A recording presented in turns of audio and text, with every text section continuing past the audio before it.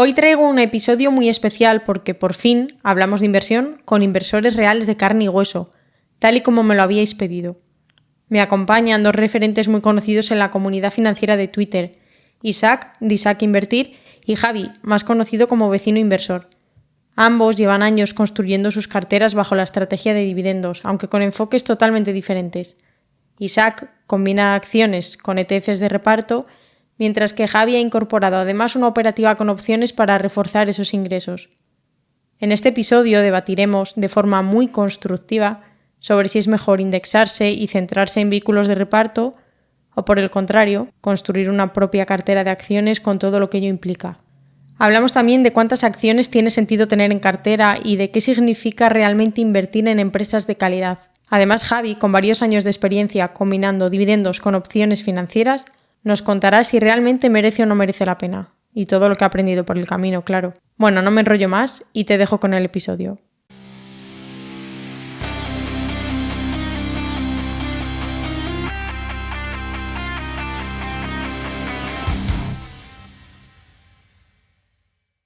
Una de las claves para mejorar como inversor es tomar decisiones basadas en datos y no en lo que te dice el influencer del momento. Y justo aquí es donde entra InvestingPro, patrocinador de este episodio. Es una plataforma completísima donde puedes hacer análisis fundamental, ver valoraciones, tendencias, márgenes, rentabilidad, con acceso histórico de hasta 10 años. Personalmente, su joya de la corona es Warren AI, un tipo de asistente con inteligencia artificial que te ayuda a responder preguntas como ¿cómo veo esta empresa a largo plazo?, que me haga una comparativa basándome en no sé qué datos con sus principales competidores. Vamos, todo lo que se te ocurra, pero con una herramienta especializada 100% en inversión.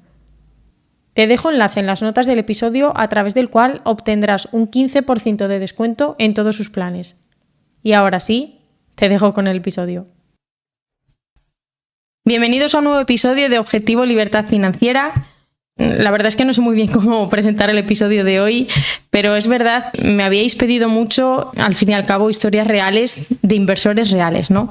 Y ya que como yo también considero que de verdad es como más se aprende de los aciertos y también de los errores, en primer lugar tengo a Javi, conocido en Twitter como Vecino Inversor, inversor en acciones de dividendo, si no me equivoco, desde hace 5 años y en opciones desde el 2022. Creo que he hecho los deberes, pero bueno, luego me cuentas y me corriges.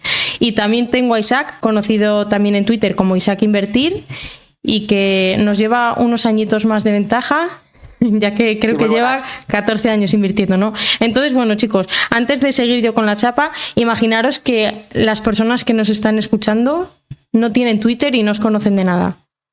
¿Cómo os presentaríais? Empieza Javi, tú, por ejemplo. Bueno, pues gracias primero de todo, Marta, por traernos aquí a Isaac a mí. La verdad que me hace mucha ilusión tener buena compañía. Hombre, me alegro. Y especial ilusión, hombre, de estar en tu podcast. Así que nada, pues yo me presento como un inversor que empieza, que lleva poco tiempo, casi 5 años, son 4 y algo, porque realmente me perdí la pandemia. Empecé a finales del 20, principios de enero del 21 a invertir y poquito a poco, como todos empezamos con tema de dividendos y vas cambiando un poco y evolucionando hasta el día de hoy en el que, bueno, pues he probado el mundo de las opciones, la parte de los dividendos, acciones que no reparten dividendos, un poco de todo, y el nick con el que empecé, que ahora mismo no me gusta tanto, Vecino Inversor, era por intentar un poco dentro de la comunidad y dentro de cualquier persona que me conozca, pues pueda entenderlo como si el vecino de la puerta al lado, ¿no? La persona que tiene cerca o aquel que habla en el parque o en el gimnasio, pues le pudiera preguntar sobre temas de inversiones. Un poco esa era la idea. Bueno, tiene todo el sentido del mundo. Aunque ahora ya quizás pierda un poco el foco y te gustaría cambiarlo, como es mi caso también, ya no podemos hacerlo. Totalmente. Isaac. Pues nada, yo lo bueno que mi nick, como siempre he sido Isaac, y antes era Isaac Buyanhold, ahora solo es Isaac, o sea, yo no tenía ese problema del nick. Pero bueno, yo empecé en 2011, yo tengo 37 tacos, empecé relativamente joven, tenía pues 22, 23. Y la pregunta era básicamente que me presente, ¿no? Que sí, Javier. Sí, vale. Eso es, que te presentes. Vale, pues nada, yo empecé a estudiar informática, estudié informática en la universidad, pero lo dejé porque empecé a trabajar. y me dedico al mundo comercial. Y el mundo comercial, los que se dedican a ellos, sabrán que hay muchos tiempos perdidos en el aeropuerto, en hoteles y demás. Y bueno, ahí, a raíz de que un amigo también me comentó el tema de la bolsa y tal, empecé a indagar sobre inversiones, sobre, pues bueno, cómo rentabilizar el dinero que tenía en la cuenta, porque sí que los primeros años de trabajo me lo gastaba prácticamente todo en coches, me compré un Mercedes que era la ilusión de mi vida y me gasté ahí medio sueldo, que eso pues ahora me arrepiento, ¿no? Pero en su momento pues fue una ilusión. Y bueno, pues digo con esa edad, con 20 años, en irte de fiesta, en irte de vacaciones y demás. Y nada, empecé a descubrir el foro de Gregorio, que yo creo que el 99,9% de la población ha empezado a invertir en bolsa con el foro de Gregorio. Y me empezó a llamar mucho la atención el tema este de vivir de rentas, ¿no? Y nada, pues hice lo que... Ahora quizás los más nuevos no habéis pasado esa fase, pero en esa época lo normal era empezar a comprando Telefónica, Santander, BVA, las Matildes, que le llamaban en ese momento. Que ahora si preguntas qué son las Matildes en Internet, en Twitter no sabrá nadie lo que es, pero en ese momento todo el mundo lo conocía. Y bueno, luego poco a poco, pues como todo, pues fui evolucionando como inversor y fui metiendo pues otras empresas y demás. Pero bueno, poco a poco, me imagino que en el podcast ya lo iremos hablando. Javi, ¿cómo descubriste tú la inversión? Pues mira, yo empecé en el trabajo escuchando a compañeros y me hablaban del famoso club, más bien foro de Gregorio, en el que decían que bueno, pues había tanto ese foro como un canal de Telegram y había una comunidad bastante curiosa que se dedicaba a invertir en dividendos. Yo no sabía ni lo que era la bolsa, yo había escuchado pues lo típico, lo que dice Isaac, Telefónica, Santander, BVA, pero no entendía muy bien cómo funcionaba ese mundo y me estaban animando desde 2018. Desde 2018 que los conocí, me estuvieron animando, anímate, mira, fíjate, mi padre empezó a invertir y a día de hoy pues la frase independiente financiero pues no me la dijeron porque es un término que quizás ha ido escuchando después, pero vive muy bien. A nosotros nos invirtió desde pequeñitos una cartera, tal. Hay otro que me dijo que no, que él había empezado también, era amigo de este y que llevaba 3, 4 años y que estaba metiendo pasta a saco porque él quería dejar de trabajar joven. Y dentro de eso, además, se sumó que estaba Richard y que todos conocéis la comunidad y que ya estuvo aquí. Entonces, bueno, pues básicamente me animaban los tres, uno por la parte de quizás más de indexados al principio y otro por acciones, a que leyera pues los 2 libros de Gregorio, básicos de fundamentos básicos de la inversión y luego la de invertir en bolsa. También Padre Rico, Padre Pobre, que aunque suena cliché, a mí sí que me hizo clic ese libro. Sé que es bastante tópico, pero es que a mí me hizo clic de verdad. Y bueno, pues me hice la cuenta en Twitter, empecé a ver bastantes perfiles, a leer un poco y hasta aquí. O sea, a día de hoy, básicamente ha sido gracias a ellos tres. Uno de ellos me animó a dar el salto en un broker español a empezar a comprar mis primeras acciones pagando 15 pavos de comisión para una compra de 200 euros, porque yo quería tener todo, como los Pokémon. Y a día de hoy, pues bueno, he cambiado bastante, pero sigo teniendo esa esencia de lo que en su día fui. O sea, al final aprendí empujado por compañeros de trabajo, fíjate, que a día de hoy son amigos, pero jamás pensé que iba a estar tan enganchado a este mundo. O sea, por hacer un resumen de lo de Javier, empezó copiando lo que le decía Richard y demás, y ahora lo que hace es copiar lo que le dice Título. O sea, esta es un poco la historia de Javier, ¿no? Bueno, un buen resumen. No seas malo, hombre. El grupo, es cierto que, evidentemente, la mayoría de gente que escuche el podcast ya nos conocerá a los dos de Twitter, que sepáis que yo a vecino no lo he visto nunca en persona, pero me parece un tío increíble. Ojalá viviera aquí cerca de mí, no en el otro punto de España, porque tenemos un buen rollo increíble, que todas estas puitas que nos pegamos, tanto ahora en el podcast como luego por Twitter, que evidentemente que son de cachondeo, que eso que quede claro. Y referente al tema del Telegram no sé si lo sabíais, pero por tu parte seguro que no, Javier, no sé si lo explico nunca, que yo fui quien creé el grupo de Telegram que se hizo tan famoso, que desapareció porque hubo un pico muy grande, que bueno, eso ya es un salseo que no veas. Pero el grupo de Telegram tan famoso que salió de invertir en bolsa lo creé yo. No sé si fue en el 2015 o 2016 o por ahí. Yo no sé ni qué grupo es, o sea que... Sí, no, bueno. Ahora ya ese grupo es un grupo que ya te digo, se crearía, pues sería el 2015 o 2016, no me acuerdo. Y era un grupo, estaba todos los integrantes de Cartas del Dividendo, por ejemplo, estaban en ese grupo, que de hecho creo que se conocieron en ese grupo. Había un montón de perfiles de Twitter famosos. O sea, es que ese grupo era una pasada. Y era lo que era la esencia de Twitter al principio. La gente compartía un montón de cosas de manera desinteresada. Yo, por ejemplo, en ese grupo fue cuando hice el clic de empezar a invertir más fuera de Europa, me refiero. O por ejemplo, en comprar...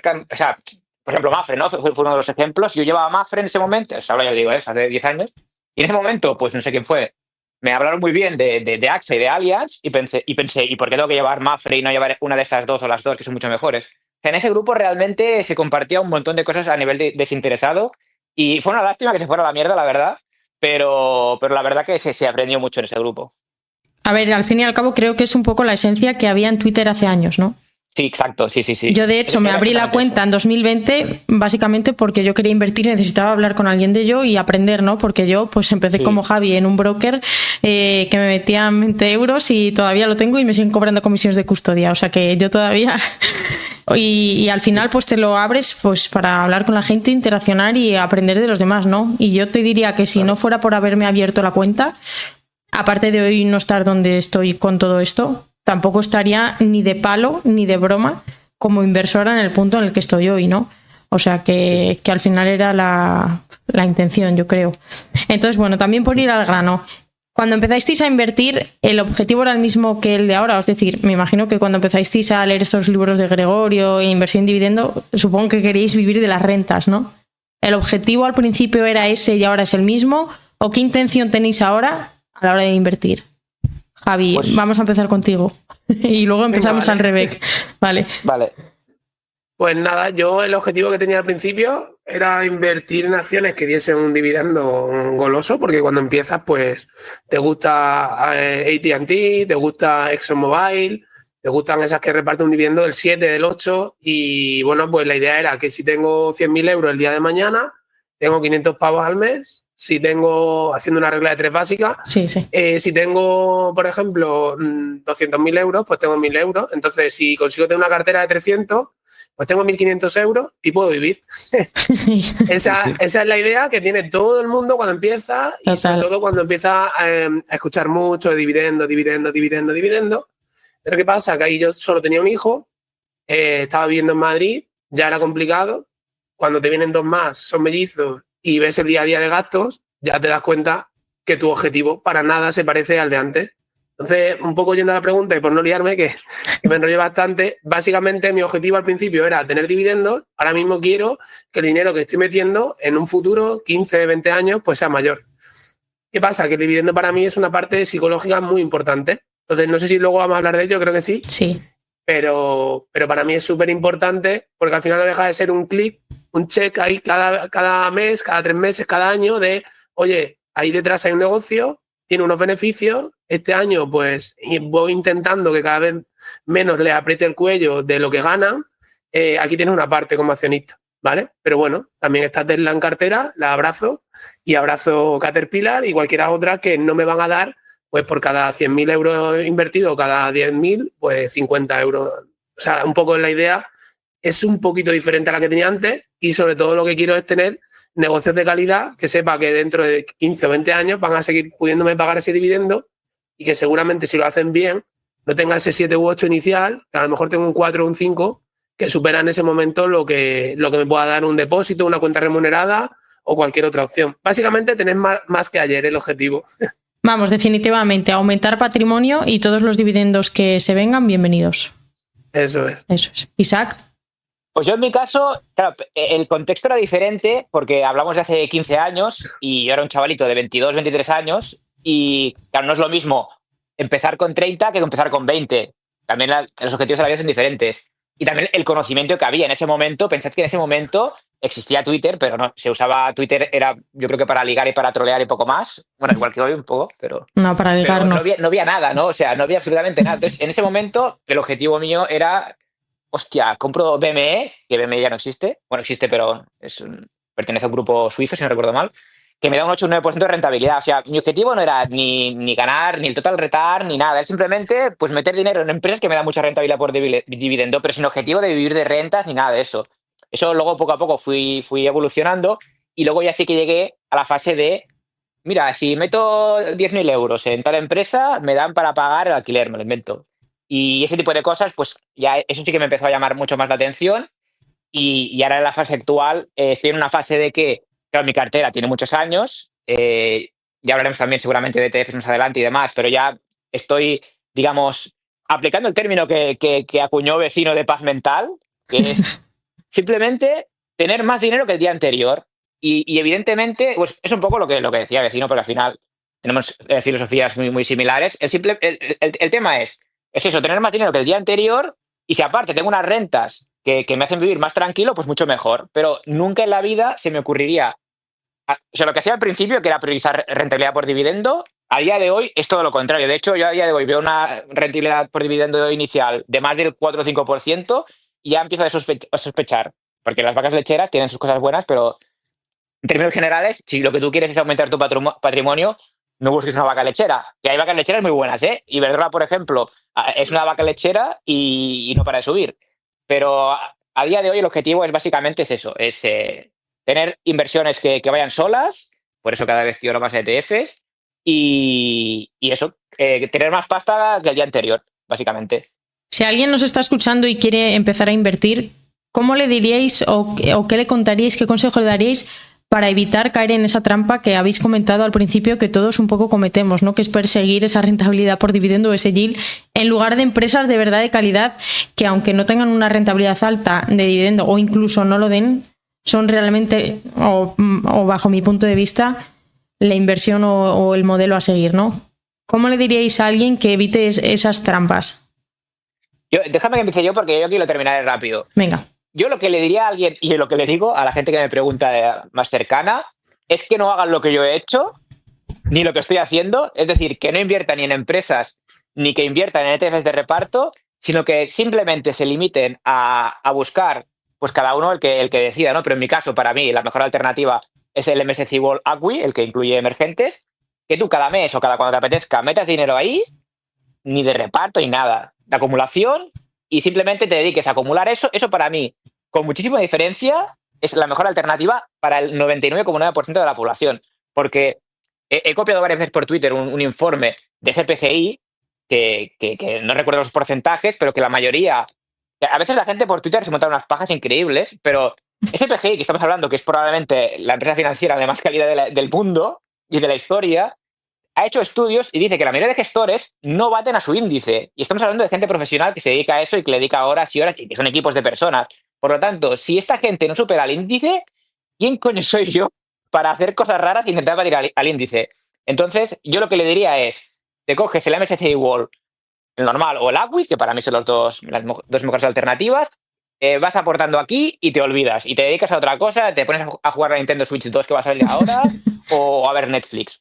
Lo que pasa es que, claro, sí que es verdad que en mi caso me gusta mucho, y aparte de que, porque claro, una cosa es cuando empiezas y la otra cosa es deshacer lo que yo vienes haciendo no sé cuántos años. Claro, en mi caso, vender toda mi cartera y pasarlo a indexado, primero que el peaje fiscal que pagaría sería una brutalidad, y aparte que en mi caso es que yo disfruto mucho. Yo disfruto, pues, Caterpillar, que comentaba antes de Javier, ¿no? Viendo qué es lo que hace, dónde vende, dónde tiene más margen, dónde tiene menos margen. Y es que disfruto muchísimo haciendo este tipo de análisis, por eso lo sigo haciendo. Pero vamos, lo que tengo clarísimo es que no es la mejor alternativa. Para mí lo mejor es un ETF de acumulación del mundo y a dormir. Vamos, que para alguien que te diga que es mejor acumular y vender cuando necesites, sin duda estarías de acuerdo. Sí. A ver, yo en mi caso, sí, bueno, sí, iba a decir no vender, pero sí, porque si lo necesitas tienes que vender. Sí, claro. Efectivamente. Bueno, irte descapitalizando. Exacto, sí. A ver, es verdad que a la gente que le gusta analizar, como creo que es el caso de los tres, sí. Tener una cartera de acciones también vence un poco como esa parte ludópata, entre comillas, entenderme, que tenemos todos, sí. Que nos apetece totalmente invertir en una empresa, ¿no? Pero luego, claro, llega la vida real, pues no sé, Javi con 3 niños, yo con un proyecto, Isaac tú con tus historias, y luego la realidad es que no tenemos todo el tiempo que nos gustaría para analizar, ¿no? Yo en mi caso personal empecé con acciones y a día de hoy me encantaría seguir con acciones y estar bicheando con el ordenador 5 horas al día. Realidad, no puedo. Entonces, ¿a mí qué me pasó? Que empezaba a acumular capital que tenía en cuentas remuneradas, depósitos monetarios, y yo no soy médica para invertir, pero tengo que estar segura en lo que invierto, ¿no? Entonces, claro, se me iba acumulando ahí y, jolín, yo quería meterle más chicha a renta variable, pero no me daba tiempo a analizar. Entonces dije, ¿qué hago? Y dije, venga, voy a tener mi cartera de acciones. Cuando me apetezca analizar, analizo, y cuando quiera comprar, compro. Claro, siempre y cuando también la valoración pues te acompañe, ¿no? Si está todo carísimo, pues igual tienes que seguir esperando. Digo, bueno, pues me voy a incorporar ese MSCI y voy a hacer las aportaciones mensuales con una parte del ahorro. Y luego ya, si me surge, pues ya incorporaciones con provento o lo que sea. Y así es mi historia. Perdóname un apunte, Dime. y sé, Javier, te toca hablar a ti, pero lo que comentabas de comprar caro, yo creo que es un mal que hemos sufrido todos y yo creo que es que siempre lo vamos a sufrir, que es muy fácil promediar a la baja, pero en cambio es muy difícil promediar a la alza o el hecho de caro o barato, ¿no? Os voy a poner el siguiente ejemplo porque yo lo he vivido en muchas ocasiones, pero en este caso le metí mucha pasta y fue una gran cagada, que fue, yo llevaba solo Louis Vuitton como empresa del lujo y quería, pues, diversificar en más empresas del lujo, que bueno, donde metí la pasta en el lujo, pero bueno. Y el tema es que analizándolo, y le di muchas vueltas, pensé, Hermès es el máximo lujo, eso lo tengo clarísimo, pero Hermès está carísima. Voy a comprar Kering, que es lujo, pero no está el lujo, y a día de hoy no lo considero ni lujo, ¿eh? ¿Qué pasó? Bueno, pues ya sabéis todo el mundo lo que ha pasado con Kering, que en mi caso llevo ya 2 veces que me he podido compensar las pérdidas, o sea, es una locura la pasta que he perdido en Kering. ¿Y por qué compré Kering? Porque teóricamente era la que estaba barata. Entonces, eso me ha pasado muchas veces. Y el eso del caro o del barato, por ejemplo, en otra ocasión también me pasó es que podría poner mil ejemplos, con Air Products, es la de como Air Liquide, y luego está Linde, ¿no? Pues me decidí por la americana porque era la más barata. Y al cabo de 2-3 años, que fue cuando la compré, lo han hecho mucho mejor las otras dos. O sea, que eso de caro o barato, yo, aunque me cuesta, cada vez le doy menos vueltas porque al final lo de caro o barato es muy relativo. Totalmente. Historias como la tuya yo también tengo. Javi, te toca, sí. Bueno, a ver, yo realmente solo puedo decir que mis 3 hijos, de momento, bueno, los 2 mellizos no, porque empezaron más tarde, pero el mayor me supera. Con eso lo digo todo. Yo tengo un indexado al mundo de Vanguard y además no solo es el indexado al mundo, no lleva parte emergente ni nada. ¿Y Sí. por qué? Pues por simplificar. La Claro. verdad que es súper automático, 50 pavos todos los meses, pim, pim, pim, todos los meses de aportación por cada hijo y a correr. ¿Qué pasa? Que al final sí que creo que, o sea, eso es lo que le recomiendo a todos mis amigos. Yo a nadie le puedo recomendar nada porque no soy experto de nada, pero les digo, oye, mira, de primera, si tienes capital, hay una opción con algo más de riesgo que un depósito, una cuenta remunerada, lógicamente, porque es renta variable, pero a largo plazo lo normal es que la economía vaya creciendo y si no es el caso, lo que menos te va a importar es la pasta que te hagas metido en bolsa, ¿no? Porque estaremos ante Exacto. un conflicto, ante cualquier situación. Entonces, dicho esto, yo creo que, como estáis viendo, somos 3 personas, cada uno tenemos una forma de verlo, tienes que elegir la estrategia que mejor se adapta a ti y en el momento en el que estás, que lo ha dicho Marta, yo cuando tenía tiempo podía invertir en acciones individuales, ahora que no lo tengo o prefiero priorizar otros proyectos, pues quiero indexarme. Eso está genial. Yo lo único que le hago una pregunta al que acumula y es, ¿tienes claro cómo vas a disfrutarlo? O sea, ¿has trazado el plan para luego... Esa regla del 4%, cuéntamela el otro día, cuando bajó todo un 20%. Cuando Yo no la tengo clara tampoco. Sí. Claro, cuando dicen que hay aranceles y baja toda la bolsa y bajan los índices y baja todo un 15, un 20%, de todo tu dinero acumulado vamos a redondear, ¿vale? 1 millón de euros. Después de 30, 40 años, tienes 1 millón de euros y te baja todo, pues 200.000, por decirte una burrada, o 150.000. Tú ahora dices, no, ahora yo saco el 4% y no pasa nada. Bueno, no pasa nada, pero psicológicamente hay que poder. Es lo más importante. Claro, el tema está en que si tú tienes, por ejemplo, me lo invento, una cartera de 100.000 y te coges ese mes 300 pavos de dividendo de X empresas, diferentes empresas, cuando cae todo, pues a lo mejor, si son empresas que estás siguiendo y te mola, pues puedes aprovechar y meterte. El caso de ahora, tenemos los índices en máximos, United Health Group, pues si la sequía hace mucho, está dando una oportunidad que no sabemos si será un problema temporal, si será un problema de que están omitiendo parte de información que nos estamos perdiendo, eso no lo sabemos, pero está dando una oportunidad que de manera indexada no la tiene. Claro, ahí abre otro melón, el tema de estar muy concentrado o tener 40 empresas. Tener 1 millón de euros en 10 empresas y una que sea United Health, a día de hoy, pues te habría hecho un roto. Tener 40 empresas, que no me parece una barbaridad, porque le estamos eligiendo de un índice de 500, pues menos de un 10%, 40 empresas, pues quieras que no, te permite ese juego. Entonces, por un poco responder a tu pregunta inicial, sí que creo que la acumulación es la mejor forma de acumular patrimonio, lógicamente, porque la propia palabra lo dice, pero a nivel psicológico, en mi caso particular, me ayuda mucho también ir recibiendo unos dividendos que voy a ir reinvirtiendo. Y que en el caso de los indexados, ellos mismos lo reinvierten, perdiendo la famosa retención de origen y todo Exacto. lo que queráis, pero yo también lo estoy haciendo y en el mes que a lo mejor quiero disfrutarlo, pues digo, transferencia a mi cuenta normal del broker y este mes me lo fundo en lo que quiero. Eso también lo estoy leyendo últimamente de la gente y me mola. O sea, tenía pensado estos 350 pavos reinvertirlos, pero este mes solo voy a meter los 500 o los 100 o los 150 que meto todos los meses y estos 350 en verano me los gasto en vacaciones, pues en X cosas. Entonces sí que veo como un poco flexible de que no me hace plantearme en un futuro, cuando tenga 300, 400 o 150 o 70 acumulados, es decir, venga, ahora voy a mirar un piso en el que pueda coger todos los meses un ingreso constante, ¿no? Y también pienso que es muy diferente la fiscalidad española de la americana. Los americanos van acumulando en sus cuentas durante muchísimo tiempo sin ningún tipo de imposición fiscal, no tienen retención en las empresas que van cobrando y entonces pues los dividendos a ellos todavía son más beneficiosos porque conforme lo tienen lo reinvierten y sin pasar por Hacienda. En cambio aquí en España pues siempre el 19, 21, 23 dependiendo del tramo y eso quizás nos lastra un poco la rentabilidad. Pero a mí por lo menos me aporta esa paz mental que decía Isaac. Sí, bueno, es un concepto tuyo que lo comparto al 100%.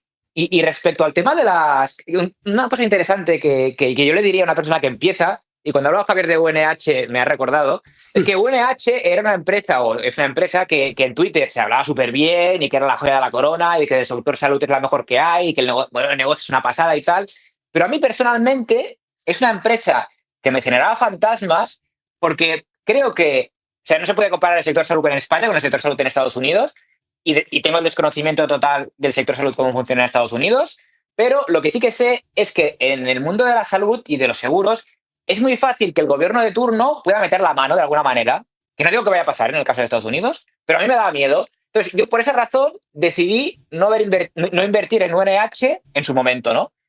¿Qué ha pasado? Que ahora mismo con la bajada que ha pegado UNH, que es una locura, creo que es un 50% o así, que hice la broma de hecho un split, porque es que realmente tú tienes la gráfica y parece que ha hecho un split. Y vosotros imaginaros que yo hubiera invertido en UNH porque todo el mundo dice que UNH es la polla y que es la leche y tal. Yo ahora mismo estaría cabreado conmigo mismo pensando, has invertido en una empresa sin creer en el negocio porque te han dicho que está muy bien la empresa y que es una pasada. Entonces, ese, por ejemplo, también sería la recomendación número 1 que le daría a una persona que empieza a invertir ahora, que es que haga lo que esa persona considera que es lo mejor, no lo que le haya dicho, iba a decir nombres de Twitter, pero lo que le haya dicho X persona. Sino que tú estés convencido de dónde inviertes, porque si va bien, perfecto, pero como vaya mal, te vas a cagar en todo, y esto es así.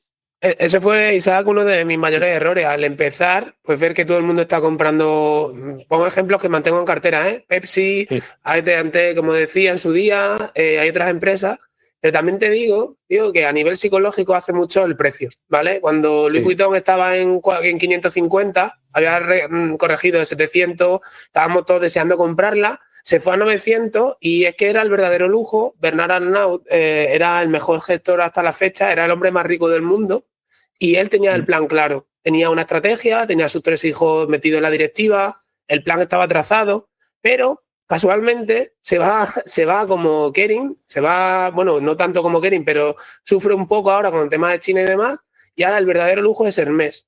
O sea, hace 4 años, eso lo podéis ver en Coifin, en Total Return, en los 5 últimos años, Kering era la ganadora de las 3.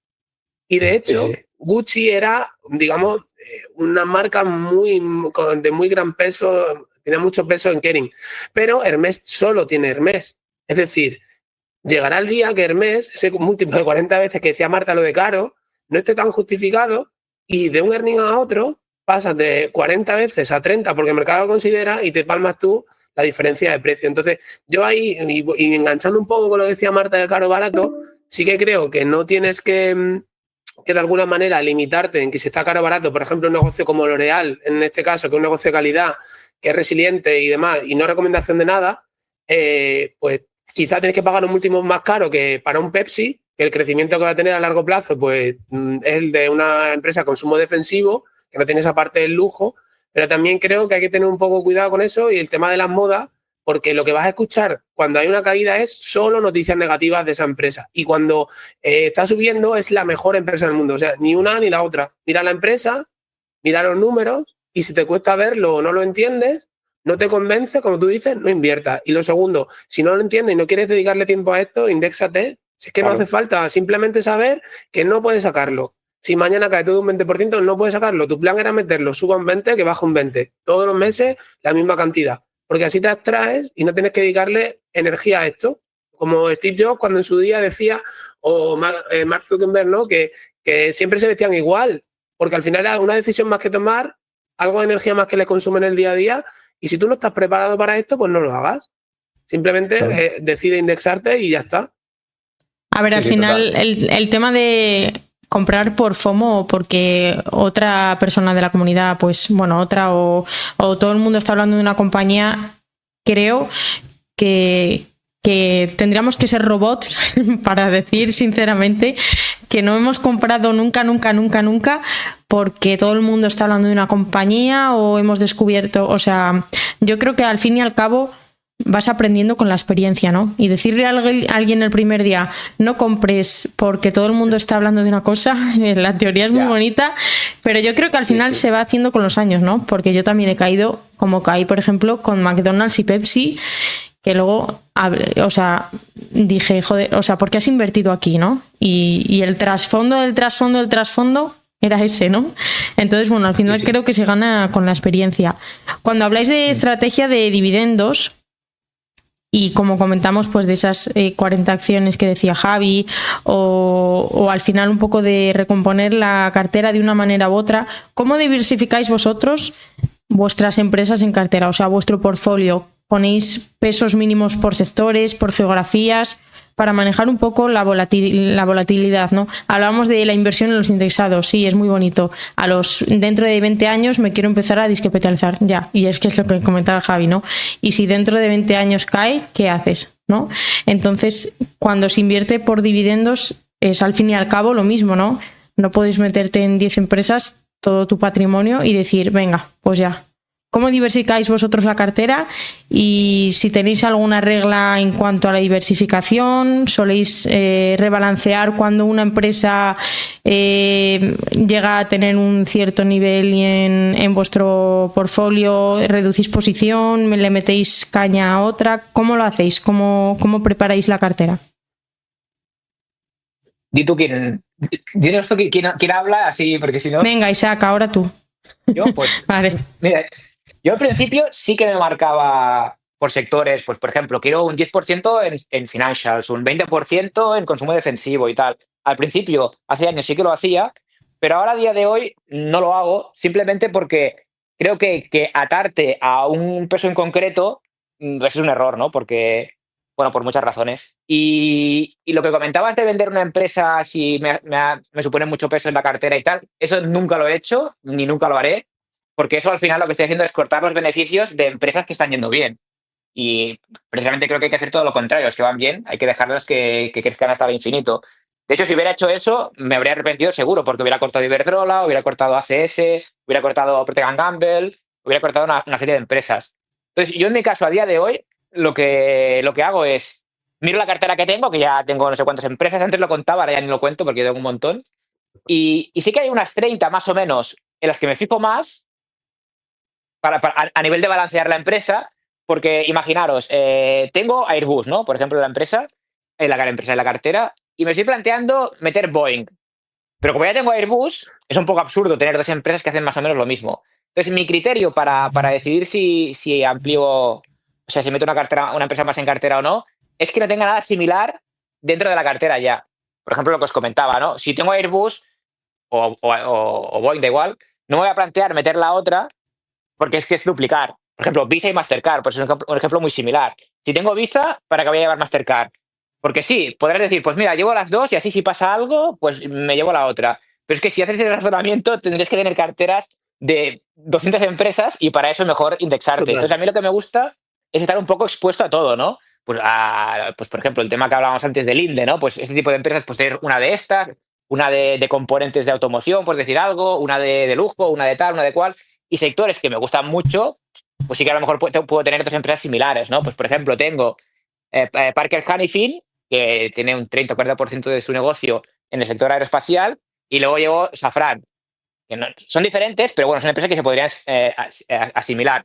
Y ahora que pongo este ejemplo, también una cosa que intento hacer es, si tengo dos empresas similares y unas en euros y otras en dólares, intento quedarme la de euros. Porque al final, a nivel económico, o sea, da igual que tu cartera sea euros o dólares, porque todo está ligado. Lo que pasa que a nivel psicológico es mucho más fácil ampliar. Claro, los que, en vuestro caso, Javier, sí, tú, Marta, no sé si tenías de broker, no me acuerdo qué broker, o si has dicho alguna vez qué broker tienes. Bank Inter y My Investor, y no es colaboración.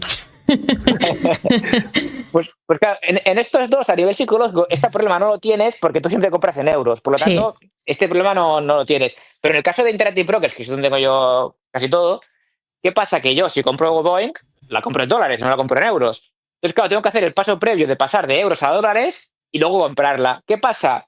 Que esto es un factor totalmente psicológico, porque nadie sabe lo que va a hacer las empresas y mucho menos lo que va a hacer el Forex. Y es eso, al final, el Forex tiene la media, ¿no? Pero a nivel psicológico, si el eurodólar está a 1,02 y Boeing pues ha palmado un poco, pienso, sí, ha palmado Boeing, pero también he palmado el eurodólar. Entonces, ¿qué hago? No compro. En cambio, con Airbus, como el factor Forex desaparece porque la compro en euros, pues compro. Que ya os digo, esto es un factor psicológico, a nivel monetario es absurdo. Entonces, sí que intento priorizar empresas que sean en euros. Si hubiera una empresa de lujo americana, seguramente no la compraría, porque preferiría tener la pasta en Louis Vuitton. Y nada, referente a los pesos, eso. Yo lo que hago es simplemente dejar crecer lo que tengo. Es que no puedo explicarme bien porque quiero introducir el tema de los ETFs, pero creo que los ETFs lo haremos más adelante, ¿no? Sí, no te preocupes. Por eso que yo, digamos que yo no me fijo en si tengo un 20% en financiero y un 10% en consumo defensivo, aumentar. Eso no lo hago. Porque luego también hay otra cosa muy importante, que eso no sé quién lo decía, creo que el de la cartera permanente, que no me sale el nombre, decía que si el mercado palma, palma todo. Que sí, que a lo mejor el financiero, si es una crisis financiera, palmará más que el consumo defensivo, pero al final, cuando el mercado baja, baja todo. Y lo hemos podido ver hace 2 o 3 semanas. Que sí, que puede haber bajado más una empresa que otra. Y evidentemente, pues bajará más una empresa que tiene más exposición a China que una que no lo tenga. Pero al final, si el mercado baja, baja todo. O sea que si estás en bolsa, decir voy a meter más pasta en rates porque son más estables es absurdo porque al final baja todo. Javi. Bueno, pues yo tengo que decir que tengo, digamos, como un piloto en un avión. Tengo como el cuadro de mando con el tema de la plantilla en Excel y sí que voy mirando el tema de los pesos. Por ejemplo, capital invertido y valoración actual.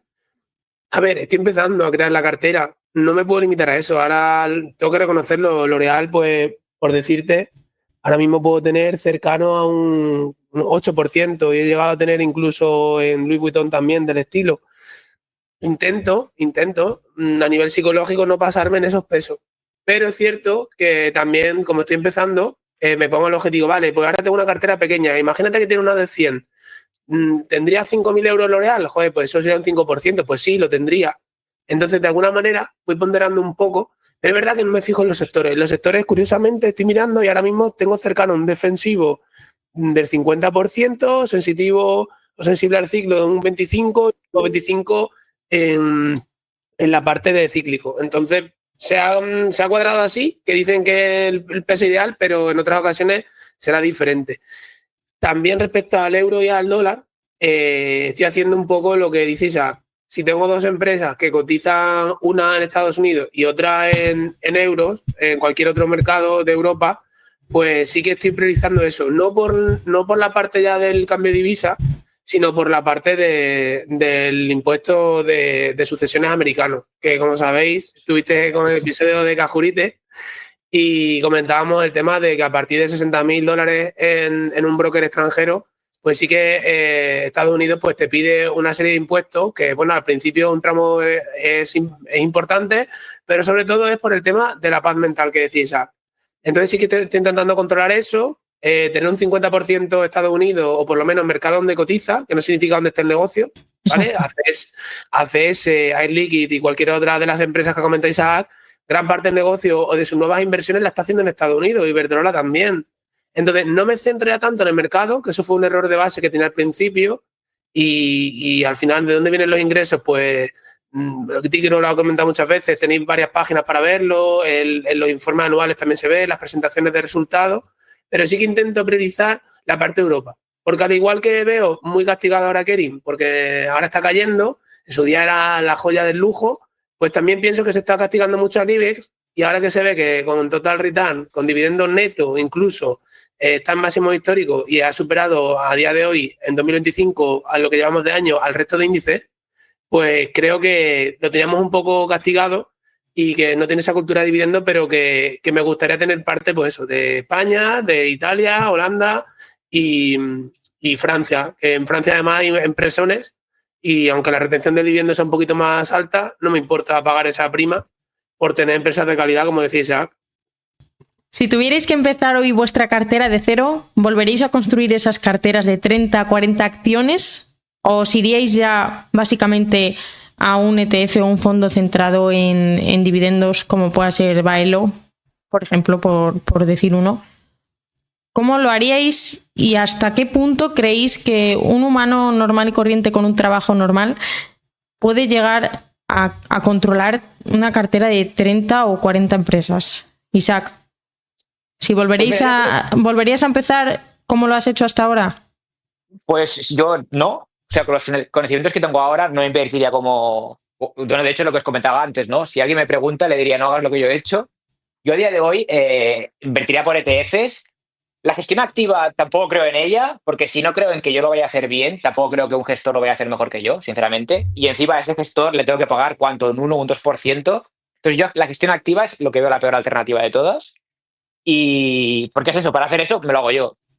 En cambio, el tema de los ETFs, las comisiones suelen ser extremadamente bajas. Estamos hablando que hay ETFs que te cobran el 0,03, 0,04. Los del mundo sí que es un poquito más, 0,10, 0,20 como mucho. Que para mí es un gasto completamente asumible, teniendo en cuenta todo el trabajo que te quitas de encima y teniendo en cuenta que lo más probable es que lo vayas a hacer mejor que el mercado, ¿no? O sea, que el mercado, perdón, que una inversión individual. Respecto al tipo de ETFs que compraría, no lo sé. Esto sí que no sé lo que haría, la verdad, porque yo ahora mismo estoy acostumbrado a recibir rentas y demás, pero sí que es verdad que las rentas, si no las vas a usar, o sea, si tú la renta lo que vas a hacer es la recibes y la vas a volver a invertir, estás palmando un 19, 20, lo que sea, por ciento para nada. O sea, es mucho mejor que se reinvierta. Entonces, en ese sentido, no sé lo que haría. Yo seguramente tiraría por las rentas por la parte psicológica que hablábamos antes, ¿no? Al final, cuando cobras un dividendo, psicológicamente motiva, ¿no? Y cuanto más pasta tienes, pues los dividendos son más grandes. Entonces, yo probablemente me tiraría a los dividendos. Lo que pasa es que aquí en Europa tenemos un hándicap, y empezamos a abrir el melón ya de los ETFs, un hándicap bastante importante con lo que respecta a los ETFs, y es que a nivel fiscal son un desastre. Palmas mucho dinero. Un ETF que esté invertido en empresas americanas se te va un 30 o 31% que no se puede recuperar. Porque los ETFs, el funcionamiento de un ETF básicamente es como una empresa, y lo que hace es pues, ir comprando acciones y demás, y hay una parte que no se puede recuperar. Entonces, claro, el peaje fiscal es muy grande. En cambio, en América, invertir en un ETF, por ejemplo, para mí el ETF número 1, que es el SCHD, este ETF, el dividendo que cobra el ETF, tú lo cobras íntegro. O sea, pagas el 19% de España, evidentemente, si no te lo quita nadie, pero no hay ningún peaje fiscal de por medio. Por lo tanto, para mí este tipo de ETF son la mejor alternativa. Tienen el hándicap que al ser americanos y no estar disponibles para el inversor español o europeo, hay que comprarlo a través de opciones, que son paquetes de 100, pero bueno, al final creo que es un peaje que merece la pena con los beneficios que tiene. Javi, tú que creo, si no me equivoco, que no tienes este tipo de vehículos en cartera, si tuvieras que decirle a Isaac por qué crees o por qué consideras que es mejor tener acciones que esos ETFs, ¿qué le dirías? Pues para un debate constructivo, claro. Sí, para un debate. A ver, o sea, si yo volviera atrás, seguramente antes de empezar a hacer compras como quien colecciona Pokémon y coleccionar logos, que me lo decían mucho además algunos usuarios en Twitter, es cierto que al principio tienes ganas de tenerlas todas las acciones, de poner tu cartera y poner los logos y tal. Yo sí que empezaría, si no sé, empezando a indexarme, porque de esa forma estoy acumulando un patrimonio y poquito a poco, a medida que voy teniendo tiempo, un poco lo que tú decías, el hecho de decir, oye, pues mira, ahora que tengo tiempo, voy a estudiarme bien esta empresa. ¿Qué pasa? Que yo veo que el tema del ETF, al final, si te vas a indexar al mundo mediante un ETF, perfecto, ¿vale? Porque es una gestión pasiva de alguna manera y estás haciendo lo mismo que la filosofía que sigo yo con los fondos indexados de mi hijo.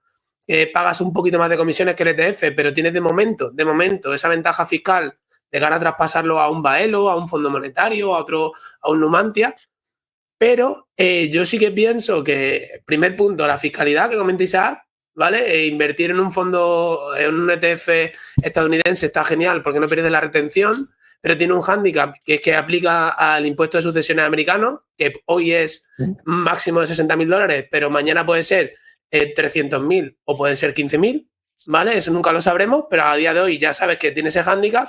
Y segundo, que para tener luego 7 ETFs de diferentes sectores o yo qué sé, al final no dejas de tener una gestión activa, que es voy a elegir este ETF o tengo este reparto, mañana pondero, mañana tal, al final estás toqueteando. Entonces, a mí como filosofía me mola el hecho de decir, oye, o sea, para mí la filosofía ideal, que no la sigo porque no va conmigo, es me indexo en una gran parte de capital y a medida que le puedo dedicar tiempo a algunas empresas para hacer el seguimiento, voy invirtiendo en ellas.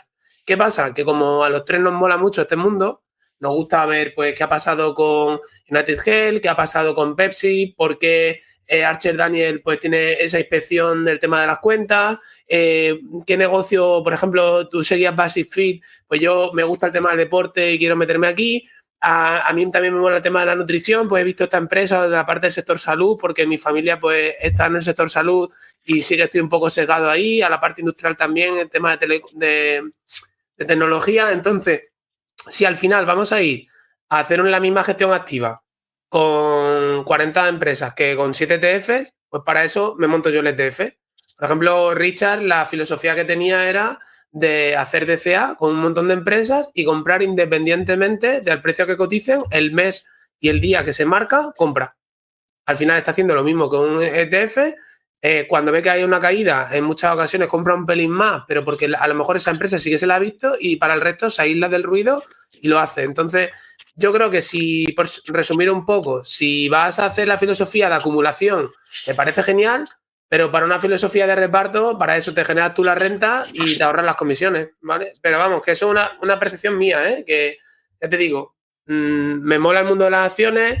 Y a los que sé que no le van a dedicar el tiempo, les recomiendo directamente indexarse porque de alguna manera no tienen que estar pendientes de cuánto acumula ahora en este ETF o en este otro, ¿no?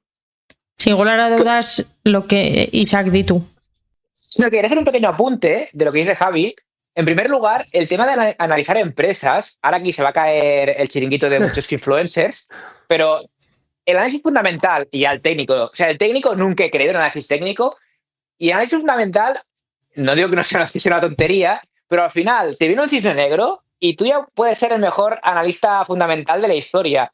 Y ese cisne negro te lo vas a comer, como pasa con UNH ahora, por ejemplo. Sí. O sea, UNH antes de la caída, a nivel fundamental, no lo sé, pero seguramente sería una empresa de 10. ¿Y ahora qué ha pasado con ese análisis fundamental? Entonces, yo creo que lo que se dice es que tantas empresas es muy complicado seguirlas y tal. Lo que hace Richard es que es tan fácil como eso. No hace falta mirarse cuentas.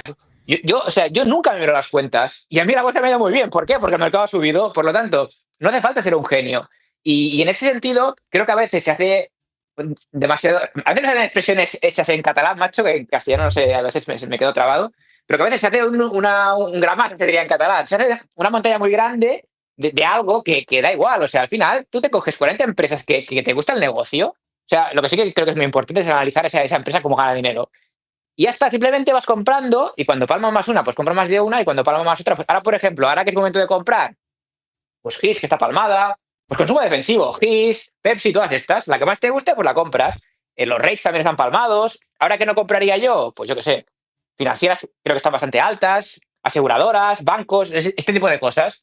Bueno, al final es tan fácil como eso. Y otro punto que quería hacer es lo que comentaba Javier, de que para hacerme un ETF de ETFs me monto mi cartera, estoy de acuerdo, pero también os digo que hay ETFs y hay ETFs. O sea, hay ETFs que compran una función y otros ETFs que cumplen otra. Por ejemplo, tienes el de JP Morgan, el HEDQ, que es un ETF que lo que hace es ganar pasta vendiendo opciones. Este ETF, ¿qué es lo que pasa? Que te da altas rentabilidades por dividendo, y ojo que también hay la acumulación, ¿eh? Pero bueno, en distribución te da alta rentabilidad por dividendo que ronda el 8, el 10%, o sea, de puta madre. Y aparte, tiene la parte positiva, que es que por el propio funcionamiento del ETF, si el mercado palma mucho, también va a bajar menos que el mercado. Lo malo es que si el mercado sube mucho, va a bajar mucho, va a subir mucho menos que el mercado. O sea, evidentemente no es el ETF perfecto. Luego tienes el SCHD, por ejemplo, que es un ETF que lo que hace es comprar empresas bueno, tiene una serie de requisitos, tienen que llevar más de 5 años subiendo el dividendo, o sea, sigue una serie de requisitos. Y lo que hace es jugar con esas empresas y una vez al año se reconstruye el ETF y entran otras y salen las que no cumplen los requisitos. Entonces, ¿qué necesidad tengo yo? Y un dato importante, es un ETF que más o menos, por hacer números redondos, sube el dividendo aproximadamente un 8% anual, más o menos, ¿eh? Y desde hace 11 o 12 años, y la rentabilidad inicial, ahora está en un buen momento, ahora está rondando el 4%, pero suele ser entre el 3 y el 4. O sea, hablamos, en términos redondos, un ETF que de inicio te va a pagar un 3,5, que está bastante bien, y aparte te lo va a subir aproximadamente un 8% anual, que es mucho más de la media. Y con la revalorización de la cotización también. Entonces, ¿qué necesidad tengo yo de montarme un Frankenstein de ADM, UNH, HSY, todas estas empresas de las que todos conocemos? Si tengo este ETF que me cobra un 0,06, que es irrisorio, que sí, evidentemente es un coste, pero es un coste irrisorio y que no me voy a comer ninguna palmada porque es un ETF y evidentemente si palma, el ETF, la palmada de la acción también se repercute en el ETF, pero si el ETF tiene, ahora no me acuerdo cuántas acciones tiene, creo que tiene 100, pues si es a 100 palma una, pues es irrisorio lo que palma el ETF. Entonces, por eso cada vez viro más hacia los ETFs, porque me parece absurdo hacerlo tú cuando tienes este tipo de herramientas que no tienes que hacer nada y que encima, claro, lo que este ETF no te va a hacer es si tú compras, yo que sé, una empresa que haya subido mucho últimamente, estas defensivas, o no sé, una empresa que haya subido mucho, pues claro, en el ETF lo notas poco porque es un porcentaje muy pequeño. Pero el ser humano yo creo que tiende más a fijarse. O sea, tú puedes tener una empresa, y esto me pasa a mí, yo creo que nos pasa a todos. Yo tengo varias empresas que le gano un por 2, incluso un por 3, pero me fijo en la que me ha palmado mucho. Que ahora, por ejemplo, es Pepsi. Y eso nos pasa a todos. Sí. ¿No? No sé vosotros. Sí, yo ahí tengo dos cosillas, ¿sabes? Sí. Por devolverte. La primera, que dices tú que no analizas. No estoy de acuerdo. Yo creo que tú analizas porque le haces un filtro, ¿vale? Miras cuánto tiempo has estado pagando dividendos, te metes a mirar también el negocio. Has dicho tú. Pero me das las cuentas, ¿eh, Javier? Sí, ya. Tú te refieres a los de pero al final, o sea, yo digo más que nada porque quien nos escuche dirá, madre mía, Isaac, que va comprando lo que le parece. Si tú ves la cartera de Isaac, son negocios que han existido hace 15 años, hace 20, y que por el efecto Lindy van a seguir durante 20, 30 años. Eso es. O sea, eso es lo primero. Que el crecimiento que puedas esperar de la empresa a lo mejor no es el doble dígito, que puedes intentar pelear para batir un poco al indexado, pues vale. Eso por un lado. Yo es verdad que tampoco me meto al detalle, a las tripas como me gustaría. Tengo como objetivo, invierto en empresas individuales con el objetivo el día de mañana hacerle un seguimiento, pero también es cierto que no es lo mismo seguir una empresa que lleva 50 años, bueno, 50 quizás no, pero 15, 20 años cumpliendo con el guidance, que hay una directiva detrás que lo está haciendo realmente bien, que no te quita que te llegue un Nike, un Starbucks, un NH, cualquier otro que la directiva destroza temporalmente la calidad del negocio, como ha pasado con Disney, por ejemplo, que tampoco podía predecir un COVID. Y luego, por otro lado, el hecho de decir, oye, yo estoy mirando, por ejemplo, también el tema de la deuda, si me está pagando el dividendo a base de deuda o no, si eso que me dice que va a... O sea, imagínate, cuando decía Starbucks hace poquito con el antiguo CEO, que iba a llegar a un crecimiento de un 16%. Es que, joder, al final es complicado que consigues eso. Si se quedaba en la mitad, a mí me valía. No es lo mismo que invertir en ASTS, por ejemplo, AST Mobile, que está ahora mismo muy de moda, en Celsius, en Onon, en empresas de muchísimo potencial de crecimiento, pero que ese potencial de crecimiento es posible que acabe cayendo. No lo sabemos. Seguramente lo hagas 3.000 veces mejor si una de ellas te va bien, pero si lo haces mal, has perdido toda la pasta. Entonces, así que, por matizar un poco, hay una parte de análisis que sí que haces. Y luego la otra de los ETF es que para el inversor que no esté escuchando y esté en MyInvestor o en Bankinter o en Sabadell o en OpenBank, ING y alguna de estas españolas, brokers españoles que todos utilizamos, ese tipo de ETF no se puede comprar. No se puede, eso. No. Claro, requiere una venta de put, es decir, a operar con opciones en un broker extranjero, es decir, primero tienes que declarar, el broker extranjero suele ser multidivisa, que a lo mejor hay otros que no, como Interactive, que lo es, pero a lo mejor hay otros que no, como de Giro, si tienes puesto el AutoFX. Y luego, además de eso, volvemos otra vez al impuesto de sucesiones. Yo soy muy pesado con esto, quizá porque tengo 3 hijos, pero también por el hecho de, si el día de mañana no le quiero dedicar tiempo, me parece mucho mejor la estrategia de Marta de trabajar todo en euros, que es como Hacienda me lo pide, y como yo vivo en mi día a día, que depender de una cuenta multidivisa, de que si ahora tengo dólares, me ha pagado en franco suizo, Nestlé, tal. Entonces, creo que es un poco, por simplificar la estrategia del ETF, al final yo la resumo en que es la misma que la del indexado, pero no complicarse. O sea, asumir que vas a perder ese 30% de retención que dice Isaac, pero a largo plazo en la acumulación, pues vas a hacerlo bastante mejor que la persona que tiene todo en depósitos altos, ¿vale? Por eso seguro, claro. O sea, todo lo que sea no tener el dinero en el banco siempre va a ser mejor que no invertirlo. Lo que pasa que, claro, al final también, o sea, la parte que tú comentas de las herencias es súper importante. Yo no le quito valor. Pero claro, también hay que pensar una cosa. Si tú te pasas, si Dios quiere, eres joven, tienes 30 y pico de años, si Dios quiere te quedan 50 años de vida. Esos 50 años, o más. A lo mejor no me jodas, claro que sí. Esos 50 años que tú has dejado de invertir en vehículos más eficaces, ¿compensan? Porque claro, eso también hay que tenerlo en cuenta, ¿eh? Sí. ¿Compensan el hecho de haber dejado de invertir en esto por el impuesto americano y demás, por invertir en otra cosa? Porque a lo mejor no, a lo mejor te sale más a cuenta pagar el impuesto, que no lo sé, estamos hablando de una hipótesis que no lo sabemos, pero podría ser. En todo caso, si llegas al punto de darle tantas vueltas a las cosas y la herencia y tenerlo en euros y demás, vamos a lo de siempre. Es que al final, yo tengo claro, yo creo que prácticamente todo el mundo tenemos claro, a no ser que te engañes a ti mismo, es que lo mejor para nosotros es un MSCI World. Cada mes inviertes y te olvidas de follones y de todo. Y la ludopatía con 3-4 acciones individuales, como decía Marta, con el tema de la ludopatía, porque nos gusta comprar, vender, por ahí. Es verdad, ludopatía. Sí. Entonces, bueno, pues sí, no te digo que no, esa es la mejor estrategia. El tema es que yo a lo mejor no lo necesito dentro de 20 años. A lo mejor quiero dentro de 3, en lugar de pedir un préstamo para un coche, pues sacar una parte de las acciones de Tesla y si tengo plusvalía, aprovecharlo, aunque pague el 20% y a correr. O puede ser que dentro de 10 años quiera salir y empezar como emprender, por ejemplo, montar mi empresa. Quiero vivir de esos dividendos como un extra al adelanto del paro que puedo pedir para montar el negocio y me viene genial esa renta. Entonces, yo creo que está muy acotado al perfil de cada uno. Está claro que la persona que tiene 20 años empieza a invertir y se monta la cuenta en Twitter con 10 empresas o te dice que te indexe, pues está fenomenal. Pero yo quizás el horizonte no tengo tan a largo plazo porque también pensaba una cosa, ojalá que dure 50 años más. Pero nadie lo sabe. Entonces, siempre tenemos que jugar con el equilibrio de guardar un poquito para el futuro, disfrutar y aprender a vivir el presente. Totalmente. Sí. Me gusta mucho hacia dónde va tendiendo la conversación, porque es que al final cada uno es de una madre, de un padre y tiene unos objetivos diferentes, ¿no?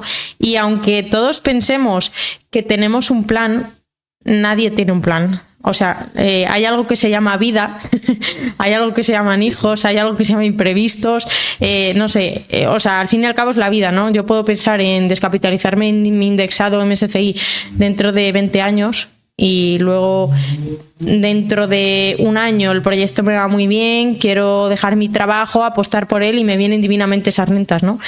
Pongo este ejemplo, que es mi caso, pero puede ser cualquier otro, ¿no? Entonces, a ver, al final esto es tan personal. Lo bonito, al fin y al cabo, es que no hay reglas y, por supuesto, no hay una cosa mejor que otra, ¿no? En el caso está que vosotros dos invertís en empresas, en acciones que tienen dividendos, en empresas que no tienen dividendos. Y luego Isaac, por ejemplo, pues sí que se ha dado cuenta a lo largo de toda esta trayectoria, pues que estos ETFs o estos fondos o estos vehículos de reparto tienen sentido, ¿no? Entonces, al final también es ir evolucionando, siempre digo lo mismo, y no centrarse únicamente en una estrategia, ¿no? En cuanto a lo que decías, Javi, de esa pérdida de retenciones en estos vehículos, como me dijo Richard y se me quedó muy grabado, es que a falta de pan, buenas son las tortas. Totalmente. Entonces, Isaac, por ir y terminar el tema de los ETFs que tú tienes en cartera en reparto, ¿tú cómo tienes en cuenta, qué tienes en cuenta a la hora de incorporar un ETF en cartera? Pues lo primero que miro es el tema de la fiscalidad, porque es eso, es justo lo que comentaba antes a Javi, bueno, comentaba a los dos, ¿no? Que al final dejas de hacer una cosa por el tema fiscal, tal.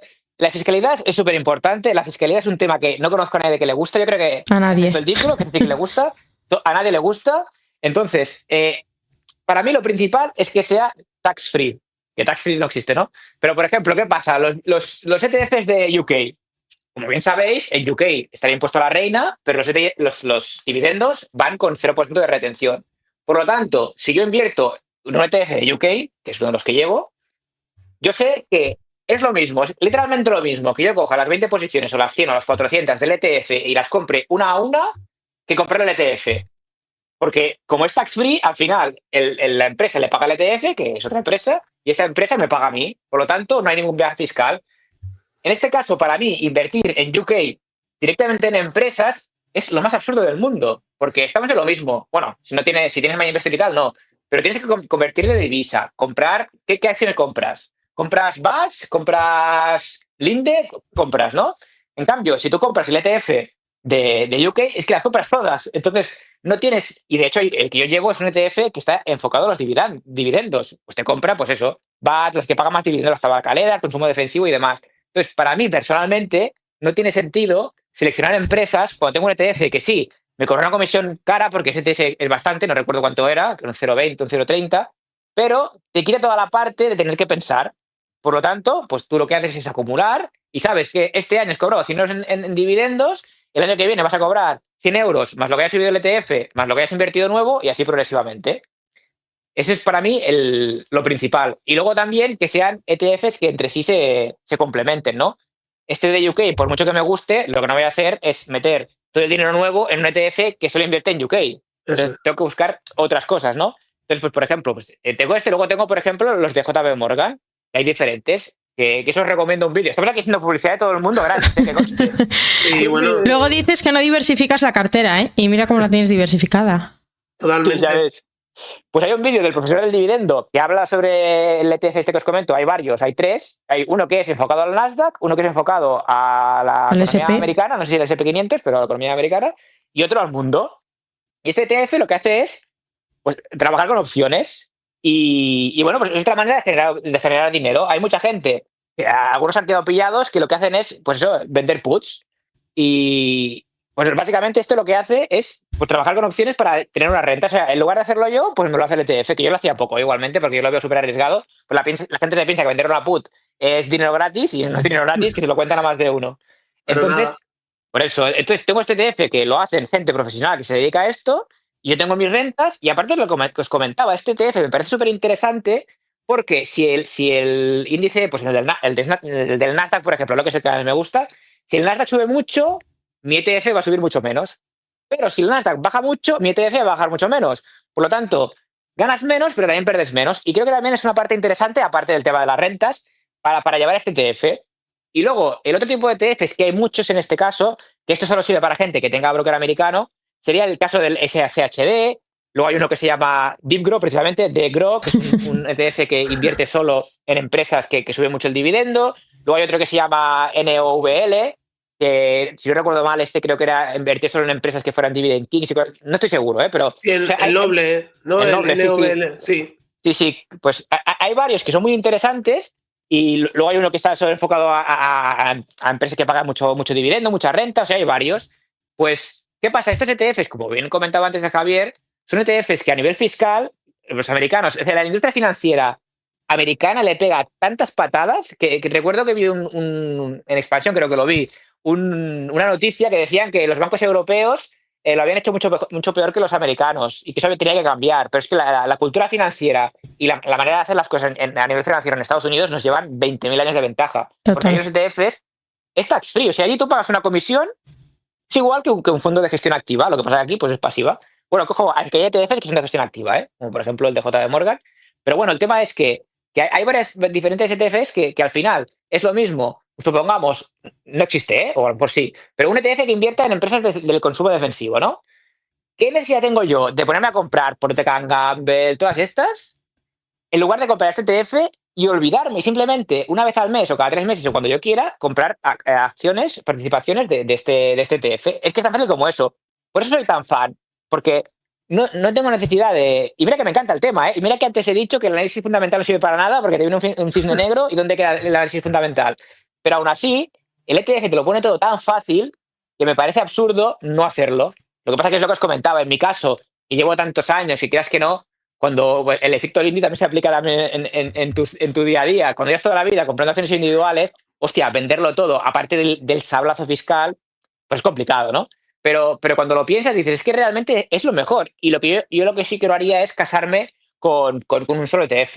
A no ser que sea el del mundo, pero si tienes un ETF, por ejemplo, este del SCHD, lo que hace es seguir un índice, que es el Dow Jones Dividend no sé cuántos, que creo que son 100 empresas por eso que pagan dividendos y que cumplen una serie de requisitos.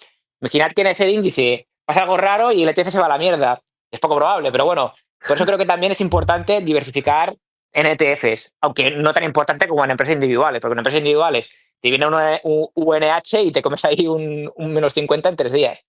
Entonces, pues bueno, básicamente eso es mi opinión. Hay una cosa ahí, ¿sabes? Bueno, sí. Yo tengo 2 cositas, Marta, si me dejas. Sí, claro. A nivel de paz mental, el ETF pues casa muy bien, porque todo el tema de spin-off. Correcto. No lo he dicho, es verdad. Sí. Tema de, pues ahora hace ahora un dividendo en scrip, ahora no, hacer una ampliación de capital, ahora paga una prima de emisión, ahora tal, todo eso te abstraes. Al igual que en un fondo indexado, exactamente igual, la filosofía es la misma. Digamos que es toda una bolsa donde va entrando toda la pasta y ya se encargan otros de declarar eso. Tú solo declaras cuando disfrutas de esa parte de renta que te pueda generar tú mismo o de la que te da el ETF. Y luego, bueno, aparte de eso, la volatilidad, ¿vale? No es lo mismo tener 40 empresas en cartera y que caiga el mercado un 20%, dependiendo de cómo tú estés expuesto en ese momento al mercado. Por ejemplo, el caso de ahora, el que esté más expuesto en la parte de salud o en la parte de tecnología, pues sufrió más en 2022. Y en cambio, el que está más expuesto a los seguros, pues ahora mismo está gozándolo, porque estamos ahora mismo en valoraciones muy altas de la parte del sector seguro financiero, como decía Isaac. Entonces, en ese sentido, sí que creo que es positivo. Pero yo vuelvo un poco con mi libro cuando decía Isaac el tema de UK o el tema del sector defensivo comprando Procter & Gamble. A ver, en su día Procter & Gamble dio una oportunidad en 2017 y todo el mundo, Isaac el primero, cargó. ¿Cargó por qué? Porque no era normal que Henkel estuviese en el top. Todo el mundo hablaba de Henkel era la mejor, tenemos que hacerlo tal. Y igual que hace poquito, Marta, tú y yo, que empezamos un poquito más tarde, Unilever estaba súper castigada, porque tal. Y ahora ves Unilever y Procter & Gamble cerca de valoraciones en máximo, y ahora ves Henkel, que está castigada, que en 2015, 2016, si ves el foro de caza dividendos, el foro de invertir en bolsa y todo, Henkel era la reina del consumo defensivo, que además tenía una parte de consumo, o sea, del sector industrial, con el tema de los pegamentos y toda esa parte que la hacía la reina. Igual que 3M en su día, cuando empezamos tú y yo, estaba 3M, todo el mundo comprando 3M en $200 y la hemos visto los 3 en 80. Entonces, a lo que voy es, la ventaja que tenemos como inversores particulares es que si el negocio nos gusta, vemos que es un negocio que lleva años con nosotros y que no hay nada raro como pues que la directiva meta mano y tal, yo prefiero aprovechar esas ineficiencias de alguna manera o ese castigo del mercado exagerado que a corto plazo pues duele y puede seguir cayendo, pero que a largo plazo nos puede traer pues alegría. ¿Qué pasa? Que te vas a comer muchos Walgreens, te vas a comer Kering y esos disgustos tienes que estar dispuesto, como decías, que te guste. Pero sí que creo que tenemos esa ventaja respecto al que tiene ETF. ¿Qué pasa? Que Isaac, que está en ese rollo, también es cierto que como lleva tantos años con las empresas individuales, su cuerpo, y porque el ser humano quiere también mejorar, pues le pide un cambio y ese cambio, pues en muchos aspectos es bueno. Y por eso yo también comparto con él en que esa filosofía está guay. Ahora, si me vas a montar una cartera de 10 ETFs, uno de UCA, otro de consumo defensivo, otro de tecnología, otro de tal, pues tío, para eso volvemos a lo mismo, indexate al mundo. Sí, exacto. Es que el problema es que, es lo que os comentaba antes, si uno es honesto consigo mismo, la reflexión que vas a hacer siempre es, me indexo al mundo. Lo que pasa es que pues somos así, el ser humano se cree mejor que el vecino, nunca mejor dicho, y al final pues somos así, pero lo mejor para todo el mundo, y yo, inversores sensatos que he conocido, todos me han dicho lo mismo, lo mejor es indexarte al mundo y ya está, pero es que es de lógica. Isaac, tú que eres fiel defensor de estos vehículos, ¿qué dirías a argumentos típicos como cuando leemos a Gregorio, por ejemplo, diciendo pues que al final con la indexación compras siempre al precio que compras, ¿no? Compras lo caro, caro, lo barato, barato, lo bueno, pero también lo malo, ¿no? ¿Qué piensas tú de ese argumento tan típico y tan extendido en la comunidad dividendera que es fiel defensora de tener esas acciones, por lo que comenta Javi, de que al final tenemos esa ventaja de tener estas oportunidades, pues como en las compañías que llevamos hablando a lo largo de todo el episodio. ¿Qué argumento tienes tú a favor y en contra de todos estos argumentos que suelen estar tan extendidos en la comunidad? Pues se suele decir, ¿no? Que al final lo que haces es inflar empresas. Exacto. Pero es que al final, ahora no te sabría poner ejemplos claros, pero por ejemplo, Nvidia, si no recuerdo mal, fue un ejemplo que el mercado subía y Nvidia bajó. No recuerdo, pero ha habido varios ejemplos de empresas de estas top que parecía que solo subían porque se estaban inflando y realmente si pasa algo en la empresa, lo que hablábamos antes, un cisne negro, va a palmar. Por lo tanto, es que es un tema, entramos en lo de siempre, es un tema matemático, que se ha demostrado que si una empresa lo hace mal, va a bajar. Y pues mira, por ejemplo, Tesla es un ejemplo. Tesla, con el tema del Trump y tal, ha bajado mucho más que las demás. Y ha bajado. No se ha mantenido por el simple hecho de ser el top 5 o el top 6, no sé dónde estaba. Por lo tanto, es un tema bastante fácil de desmontar. Igualmente, a mí, los ETFs que más me gustan, todo lo que os comentaba antes, los de reparto de dividendos y demás. Por lo tanto, tampoco es un tema en el que he indagado mucho, porque como yo no tengo el MSCI, o sea, yo digo que es la mejor alternativa y lo que os comentaba antes, y yo no llevo el MSCI World. Pero en el caso de los que a mí me gustan y yo llevo, no es algo relevante porque al final suelen ser empresas que no aplica esto. Pero vamos, que es lo que os comentaba, que matemáticamente se ha visto que una empresa cuando lo hace mal, por mucho que sea una empresa muy grande, va a palmar, por mucho que se diga de que no pasa, pasa. Javi. Isaac nos ha contado un poco su trayectoria, ¿no? Que es pues empezar por estas acciones de dividendo e ir tendiendo ahora a complementar un poco esa cartera con ETFs, ¿no? En tu caso, aunque ya nos lo has dejado caer, has pasado de invertir a esas empresas, al principio te centrabas un poco más, como todos, en esa rentabilidad, vas evolucionando un poco más a invertir en empresas realmente de calidad, repartan o no repartan dividendos, pero has pasado a incorporar las opciones, ¿no? ¿Cómo diste el paso? ¿Qué tipo de operativa haces? ¿Y cómo es el punto de decir, bueno, voy a empezar a operar con opciones? Vale, pues aquí el paso es muy fácil. De nuevo, empujado por los compis que comentaba antes. También aquí Richard es el más conocido. Renato es otra de las personas top en opciones. Pues empujado un poco por cómo ellos estaban consiguiendo generar unos ingresos extras. Pues empecé al principio pues siguiendo a Richard en operaciones. Operaciones que lógicamente estaban acorde a mi cartera porque Richard lleva bastante más años invirtiendo que yo y por ya no por peso, sino por nada, por el hecho de no controlar, pues sí que es verdad que a veces replicaba operaciones por aprendizaje, que yo siempre recomiendo esto, hacerle una cuenta demo. Yo lo hacía con riesgo bastante controlado porque no quería destrozar todo lo conseguido y la verdad que tuve el acierto de empezar en septiembre, octubre de 2022, justo un añito y medio después de empezar con acciones, por el hecho de quitarme esa ludopatía de decir, oye, voy a comprar esta acción y mañana compro esta otra y lo vendo y ahora compro y tal. O sea, tanto toquetear la cartera, pues al final es como la pastilla de jabón que se acaba desgastando.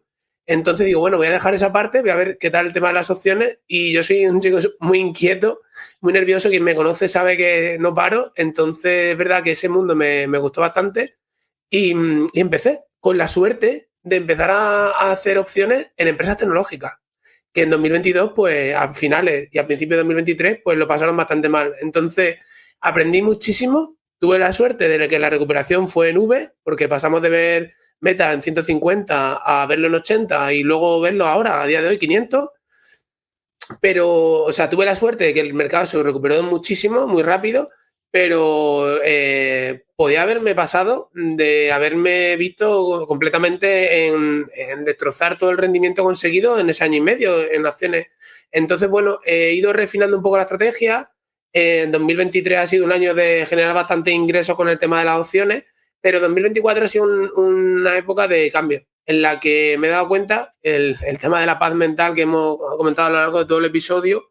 El tiempo dedicado a obtener ese rendimiento, en mi caso en particular, pues no me compensa. Sí que creo que las opciones son una herramienta brutal, son una navaja suiza, tienes todo tipo de operaciones. De hecho, tengo un hilo que no es public porque además viene de ideas de Dicro y de cualquier otros compis también que lo han comentado. Por ejemplo, el tema para temas de pérdidas fiscales, pues puedes vender una empresa al final del ejercicio y con una opción sintética, que lo llamamos, puedo tener esa empresa con opciones, sin tener la empresa como tal, y 2 o 3 meses después recomprarla para poderme deducir esas pérdidas. Y luego también puedo tener una cartera muy grande, que por ejemplo pongo el caso de una cobertura de mi cartera en la que tengo una posición muy grande de Apple y presenta resultado en un par de semanas. Si yo espero que el resultado puede ser negativo, pues puedo comprar pagando una prima y asegurar que ese patrimonio pues no caiga de primera, ¿vale? El único problema que le veo para el inversor que está empezando es que estamos hablando de contratos que normalmente son 100 acciones lo que estás comprometiendo. Entonces, en nominales, que lo llaman, es decir, en precios de acciones bastante altos, caso de SML, Louis Vuitton, que están cerca de los 500, 600 dólares, euros, pues el impacto que tiene una cuenta pequeña estás comprometiendo bastante, ¿vale? Como vendedor de opciones. Y las empresas que son más pequeñitas, pues quizás no te, o que son muy robustas, pues quizás no te pagan una prima tan suculenta. Entonces, tengo que decir que aunque empecé en Twitter divulgando un poco conceptos básicos de opciones, animando a la gente a que aprendiera y demás, también he tenido mi proceso, mi evolución. ¿Cómo aprendiste tú opciones y cuánto tiempo te llevó a aprender? Pues mira, básicamente empecé metiéndome en el barro con operaciones que veía que no me iban a suponer mucho riesgo a nivel de mi cartera.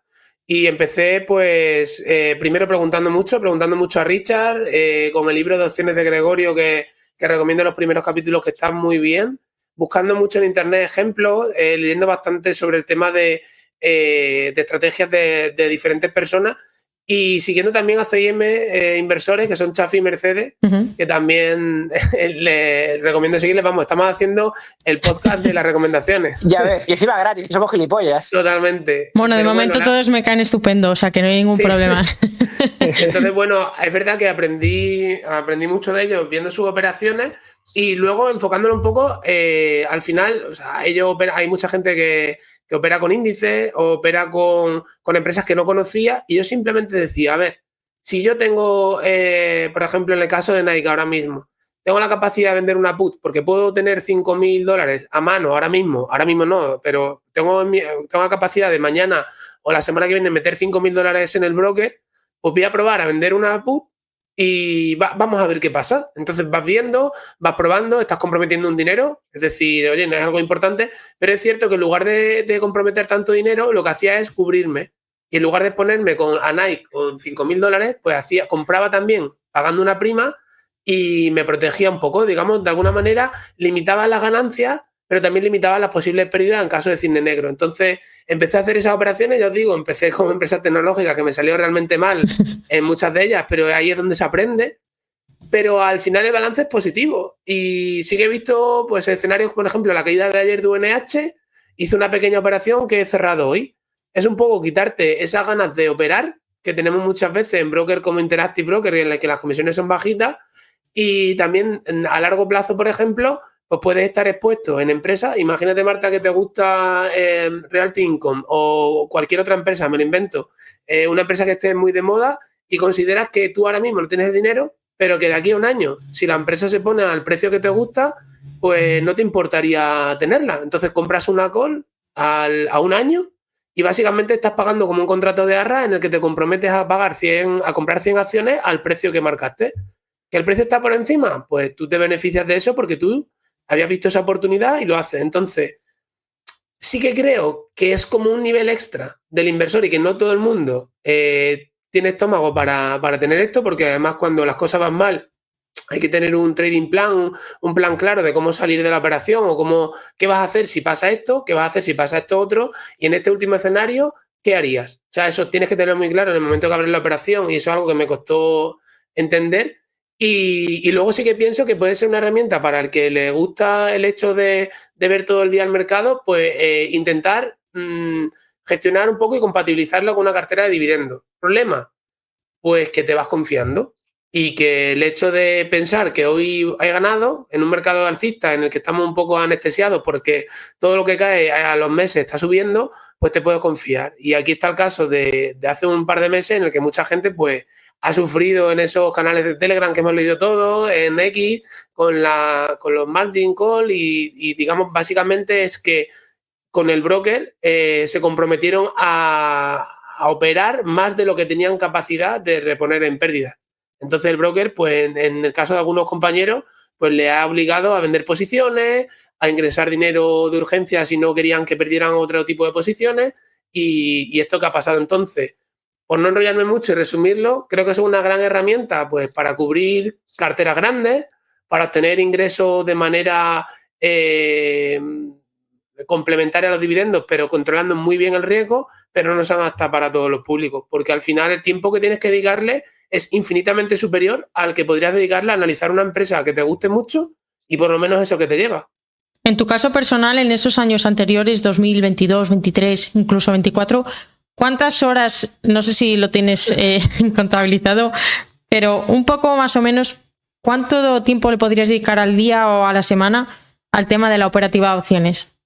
Pues depende del número de opciones que hayas abierto, depende de las empresas o índices que estén en ese momento y depende de los vencimientos. Es decir, depende del número de operaciones que tú tengas. Yo he llegado a tener meses, 10 operaciones abiertas que a lo mejor no comprometían muchísimo dinero, pero eran 10 opciones sobre 10 empresas diferentes que presentaban resultados en fechas diferentes y que seguramente podrían tener noticias como la de que el CEO dimitía o cambiaban algo del guidance que no te molaba y te rompía todos los esquemas. Entonces, por decirte, al principio dedicaba una media de media hora al día a dedicárselo y ya te digo, el tiempo que he dedicado a las opciones, a mí por lo menos, personalmente me ha servido para aprender muchísimo, pero no me compensa. A día de hoy, por ejemplo, estoy dedicando el tiempo más pues a entender el análisis fundamental, quizás decía que o sea, que no es que no hiciera falta, pero que a mí me gusta, ¿no? Entender por qué si United Health reduce el guidance, ¿qué supone? O por qué dicen que Hermes está cara cuando yo estoy viendo aquí que lleva pues 5 o 6 años reportando ganancias siempre por encima de estimaciones. ¿Por qué una empresa industrial tiene caja neta y no está ahora mismo haciendo adquisiciones de empresas? Entonces, es un mundo que me ha gustado probar, que sigo operando, ¿vale? Por el broker en el que estoy, pero que por resumir muchísimo, creo que al inversor medio la mejor estrategia sería estar en un broker nacional, quitarte de comisiones bajitas en un broker americano para que no estés todo el día comprando y vendiendo y sobreoperando, y que esos 10, 5, 3 euros te duelan de verdad, como para decir, mira, estate quieto, deja de vender opciones, deja de comprar y vender. Y yo sí que a cualquiera que se ha metido en ese mundo, vale, lo ha probado un tiempo, ha probado la adrenalina y creo que eso está dedicado para 3 o 4 personas que de verdad quieren estar expuestos todo el día al mercado. En mi caso, yo me he dado cuenta que personalmente me gusta operar con opciones en un momento puntual porque considero que esa empresa, el mercado se ha vuelto loco con la valoración, pero como no puedo predecir que haya un conflicto bélico en ningún país o que un cierto presidente estadounidense diga una palabra que mañana menos 20, al día siguiente más 30, pues prefiero pensar a largo plazo, aprovechar las oportunidades que van dando en el mercado en empresas individuales y el tema de opciones, pues dejarlo eso como una operativa de eficiencia fiscal, de cobertura al día de mañana, de a lo mejor comprometerme y en lugar de comprar 100 acciones de Realty Income hoy, comprarlo en septiembre del año que viene y con ese dinero, por ejemplo, meterlo mientras en una cuenta remunerada. A lo mejor estoy diciendo una burrada, pero son cosas que a mí encajan mejor con mi filosofía, que el tema de las opciones como tal, de estar todo el día enganchado para, o sea, comprometer $1.000 y tener una prima de 20 euros, pues al principio lo vendía yo incluso en Twitter como mirad qué guay y tal, pero a día de hoy el tiempo invertido, esos 20 euros los gano mucho mejor, los prefiero invertirlo en mi familia o en hacer deporte y no estar tan pendiente del mercado. Me ha gustado mucho todo lo que has dicho. Al fin y al cabo es tener esa opcionalidad de tener esas opciones, como bien dice el nombre, a todas las alternativas que ofrece, pero quizás más orientado en ese largo plazo que comentábamos, ¿no? Pues quiero incorporar una empresa en cartera dentro de un año, pues si marcarte unos precios para que si llega y se compra, se vende, bueno, un poco en función de eso, más que el día a día, ¿no? En cuanto a gestionar el riesgo, lo mencionas todo el tiempo, pero ¿cómo gestionas tú el riesgo en una operativa de opciones cuando tienes ya construida tu cartera? Si nos lo puedes explicar en un lenguaje muy llano. Pues mira, básicamente tú cuando tienes una cuenta en el broker y empiezas a operar con opciones, partes de una cosa que llaman mucho el cushion o el tema del colchón. De alguna manera es lo que el broker piensa que tú tienes de capacidad de apalancamiento, ¿vale? Partimos por defecto, por ejemplo, Interactive Broker el broker, por las acciones que tenemos, imaginemos una cartera de $100.000, tú tienes un 15%, es decir, 15.000 euros consumidos de margen ya, de partida. Partes con un 85 de margen. Entonces, hay una premisa que se escucha mucho en temas de trading de opciones y cuando operamos con esto es no comprometer más no reducir el colchón que nos da el broker a un 70%. Uno de los errores que cometí en 2022, 2023, incluso en 2024, es llevar ese colchón a 40, 50, 60%, porque todo va bien, porque luego al final todo acaba subiendo, porque lo hace genial y porque te crees el mejor. Pero es verdad que en este 2025, las opciones que estoy haciendo ahora mismo, siempre intento comprometer un capital que sea máximo un 10% de mi cartera. Es decir, imaginamos que tenemos una cartera de 100.000 euros, solo 10.000 euros pueden estar comprometidos en el margen. Incluso a veces excedo ese nivel y no debería, porque ese 10% sumado al 15% que me consume el broker, ya le estamos plantando en un 75% de margen. ¿Qué es lo bonito que ha sido eso? Por entenderlo un poco, pues que si hay gente que opera con Kering cuando estaba a 320 euros y baja a 180 como ha pasado, pues al no cubrirse está comprometiendo 32.000, ¿vale? 320 por 100 son 32.000 euros que está comprometiendo con el broker, que si tienes una cartera de 100 acciones ya te ha consumido bastante. Y el broker, cuando ve que tú no vas a poder pagar esos 32.000, empieza a liquidar posiciones. En cambio, en mi caso, en lugar de operar con Kering a 320 y ya está, es decir, comprometerme a eso, yo compro también coberturas. Es decir, siempre me protejo. Siempre pienso que mañana puede hablar un presidente del gobierno o puede haber un conflicto. De forma que la máxima pérdida está siempre limitada. Siempre digo, pues venga, máximo voy a comprometer en esta operación $500. ¿Podría sacar $100 de prima comprometiendo 2.000? Sí, pero quiero comprometer 2.000 euros en una operación. O sea, quiero destrozar ahora mismo en mi caso un 10% de cartera o un 5% de cartera solo en una operación por sacar $100. Pues no me compensa. Entonces, en ese sentido, yo lo que hago es, en lugar de únicamente comprometerme con el broker a comprar acciones, también digo, oye, en el caso de que todo caiga, un poquito por debajo de lo que yo me he comprometido, tengo a alguien que me las vende, ¿vale? Por hacer un poco la analogía a los pisos, si yo veo un piso en la zona de Velázquez, en Madrid, a $500.000 y digo, venga, yo doy una señal para quedarme ese piso. Si yo veo que el mercado inmobiliario cae, estoy tranquilo porque yo a 490.000 tenía una persona que me dijo en su día, ¿vale? Que yo pagándole una señal a él se comprometía a vendérmelo. O sea, a comprármelo, perdón. De alguna manera, lo que estoy asegurándome siempre es limitar la máxima pérdida y que si todo se va a cero, puede ser que pase o puede ser que no, en esa empresa individual, pues que yo esté cubierto un escalón por debajo de lo que me he comprometido. ¿Cuál es el problema? Que la prima es un poquito más reducida, sí, pero el riesgo se controla. ¿Qué le dirías a alguien para que mantenga la mente fría como tú la tienes? Porque, claro, cuando empiezas a operar con opciones y ves esas rentas pasivas, entre comillas, que no son pasivas, pues lo que tú comentabas, ¿no? Empiezas a ver primas de 20, 30 euros. Y al final es muy fácil dejarse llevar por esos dividendos, entre comillas, que no son dividendos, por no hacer nada, también entre comillas, ¿no? ¿Qué consejo le darías a alguien que ha empezado a operar en opciones, ve esos ingresos? Porque es que a mí literalmente me han llegado muchísimos privados, no amenazantes, pero tienes que empezar a operar con opciones. Es el heavy metal que te falta, es el cohete de tus inversiones. He recibido muchos comentarios así de diferentes perfiles, ¿no? Entonces, ¿qué consejo le darías o qué le darías, qué tip le darías a alguien en plan mente fría, pies en el suelo?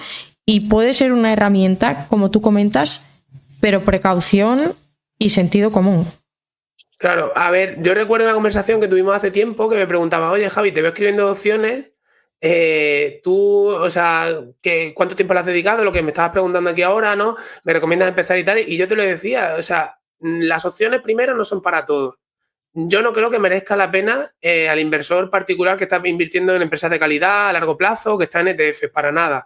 Sí que creo que, oye, si tú ya llevas un tiempo en este mercado y te apetece aprender, pues simplemente que sepas que hay gestores de fondos activos que están utilizando opciones, que cuando, por ejemplo, las utilities negocian en los precios de la energía y demás, utilizan opciones. Por ejemplo, Repsol, dentro de la empresa como tal, tiene un departamento pues, que opera con opciones para garantizarse de alguna manera que los precios no haya una variación que le destroce los próximos trimestres. Entonces, de alguna manera, lo que le diría primero es, ¿de verdad te interesa estar expuesto, es decir, tienes un vencimiento, pongamos, de aquí a un año. Es decir, te estás comprometiendo durante un año a bloquear un capital que ahora mismo podrías tener invertido en la mejor empresa del mundo. ¿Ese coste de oportunidad estás dispuesto a pagarlo? Esa es la primera pregunta que me haría. El coste de oportunidad.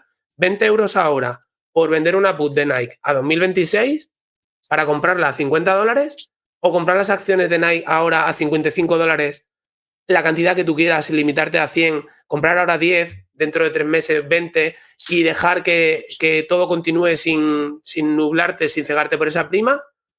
Y luego la segunda es, ¿de verdad te estás comprometiendo realmente y ese dinero mañana lo tendrías y o sea, asumes perderlo cuando estás operando aquí? Porque muchas veces vemos, ¿no?, de gente que dice, no, yo estoy cubierto, yo solo estoy comprometiendo $1.000 o $2.000. Ya, tío, pero en una operación, o sea, en un mes, ¿estás dispuesto a perder todo lo que has conseguido acumular en 3-6 meses? ¿O todos los dividendos de un año, que yo ni siquiera llego a esos 2.000 euros al año, todos los dividendos de un año o dos, ¿estás dispuesto a perderlo en un mes? Esa pregunta me la haría siempre. ¿Por qué?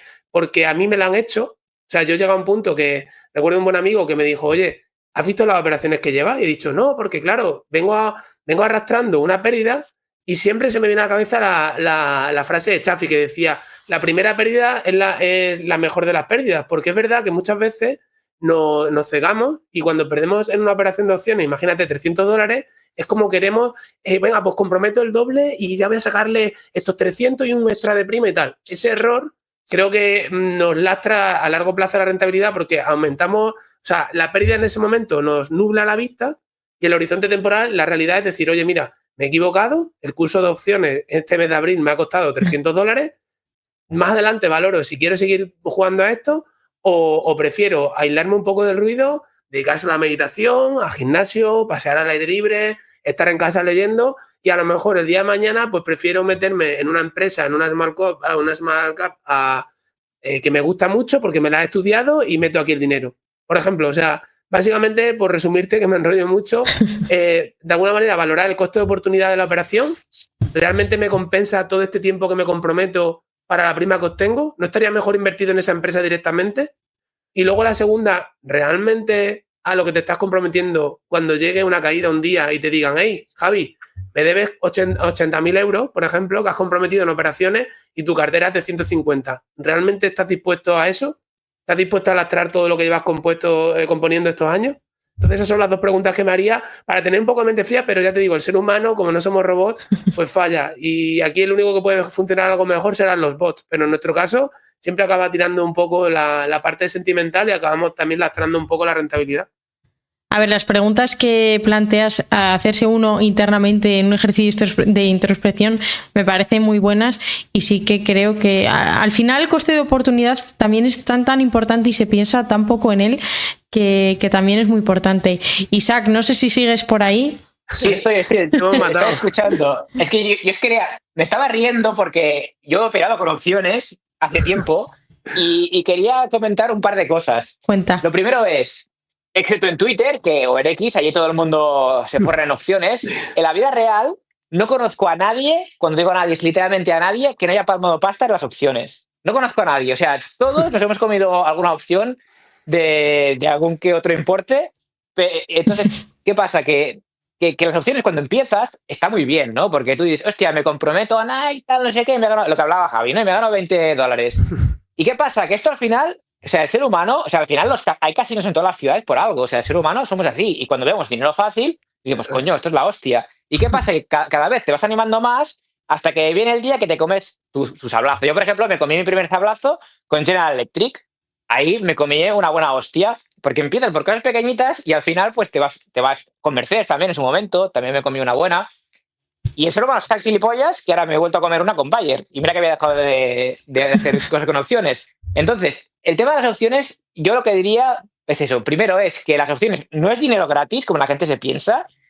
Esto es como también en Barcelona hay mucha moto, ¿no? Y hay una cosa que se dice que es que en Barcelona los que van en moto no es si te vas a caer o no, sino cuándo te vas a caer, ¿no? Pues sí. Bueno, creo que se dice en general con las motos. Pues esto es lo mismo. Las opciones no es si te la vas a pegar o no, es cuándo te la vas a pegar. Eso es lo primero.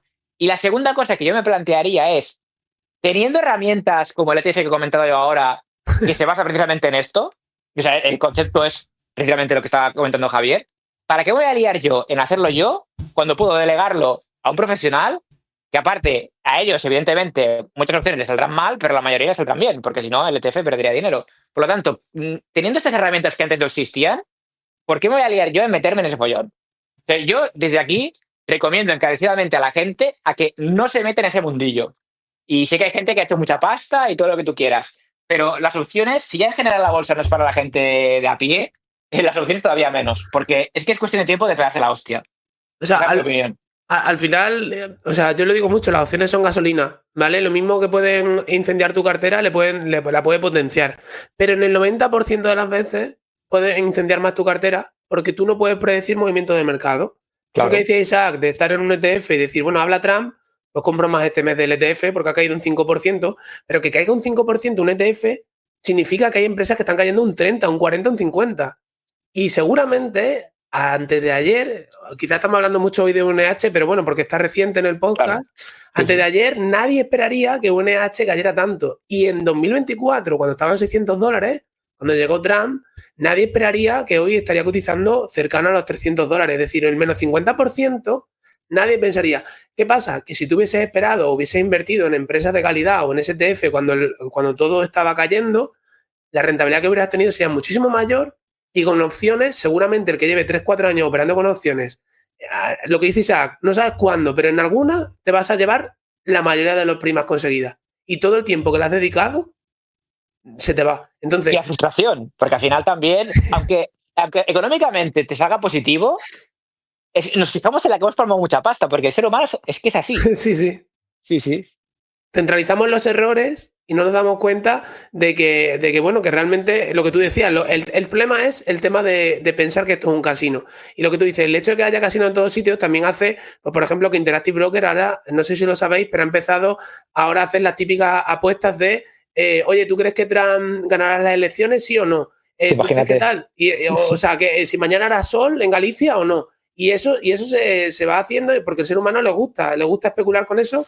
Y es verdad que simplemente lo único que nos lleva es a consumir un poquito de energía diaria, que luego cuando llegas a casa después de un día duro de trabajo, dices, joder, se me ha ido ahora mismo $300, que es lo que llevo acumulado en 3-4 meses de dividendo, que me han costado un montón acumular, o en las ganancias que le saqué el año pasado a Iberdrola vendiéndolas, pues ahora no las tengo por aquí, se me han esfumado. Entonces, totalmente de acuerdo contigo, Isaac. O sea, tarde o temprano te las vas a pegar. Lo que sí que es cierto, ¿vale? Y al favor de personas que sí que traen con opciones y que los gestionan genial, es que no es lo mismo caerte de una moto, ¿vale? Que lleva, lo exagero, ¿vale? La chaqueta, el casco, codera, rodillera, y además llevas no sé, un escudo de metal en el pecho que te protege de tal, al tío que va con la moto, sin casco, que todos lo hemos visto, con el casco en el codo, ¿vale? Y además va acelerando con la Vespa, que me acuerdo en esa época, hace unos años, que lo veíamos por las calles y, madre mía, si es que el siguiente bache se lo va a llevar. Pues, sí, es un buen ejemplo, ¿eh? Es muy buen ejemplo para definir el tema de las opciones, pero que es así. Claro, es que yo, por ejemplo, Renato y Chafi y demás, compañeros que son profesionales de este mundo, sí que los veo con capacidad para decir, no, tío, o sea, yo me estoy montando en una moto, o sea, aquí Marc Márquez no va en un patinete de Xiaomi desnudo ni en bañador con chancla. Marc Márquez va protegido y sabe que se la va a pegar, pero es un profesional de esto. El tema es cuando uno coge una moto como Marc Márquez y va encima con chándal y con el bañador y las chanclas. Pues no, en ese caso yo creo que las opciones no son para todo el mundo. Lo que sí que es cierto que tampoco comparto el hecho de la gente que dice, no te metas en opciones que vas a perder el dinero. No. Investiga, si te gusta, aprende. Y mira por qué Warren Buffett ha ganado tantísimo dinero en Berkshire, por ejemplo, que Manuel, y aquí otra recomendación, Manuel Fernández lo comenta en su canal mucho porque es muy buffettiano, ¿no? Y es que es verdad, que es que Warren Buffett, gran parte del capital que ha acumulado ha sido apalancándose. ¿Cómo? Pues con productos como las opciones. Entonces, para mí son una navaja suiza, lo mismo te sirven para acuchillar a alguien, ojalá que nunca pase, como para cortar una fruta, pero la mayoría de la gente cuando coge una navaja suiza se acaba cortando. Un momento, hacemos una pausa porque esto es importante. El sistema está diseñado para que trabajes toda tu maldita vida, pagues impuestos y dependas de un sueldo hasta la jubilación. No quieren que sepas que puedes poner tu dinero a trabajar para ti. En mi newsletter Objetivo Libertad Financiera te cuento y filtros gratis cada 15 días sin llenarte la bandeja de entrada de spam todo lo que necesitas para tomar el control de tu dinero y empezar a construir desde hoy mismo tu libertad financiera. Suscríbete ahora desde el enlace en las notas del episodio. Vamos a pasar, por no enrollarnos mucho más, a esas rondas de preguntas rápidas que suelo hacer en todos los episodios.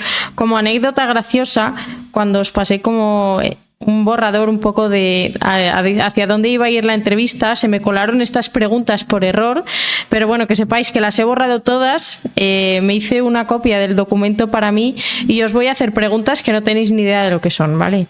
Entonces, bueno, por si alguien de la audiencia esperaba o creía que estas preguntas se sabían, van a ser totalmente sorpresa, porque las que ya me había roto la cabeza preparando no os voy a hacer ninguna de ellas, ¿no? Entonces, bueno, las voy a lanzar aleatoriamente. Si os parece, contestáis una sí, una no, una sí, una no, para que sea totalmente fortuito. Entonces, ¿quién quiere empezar?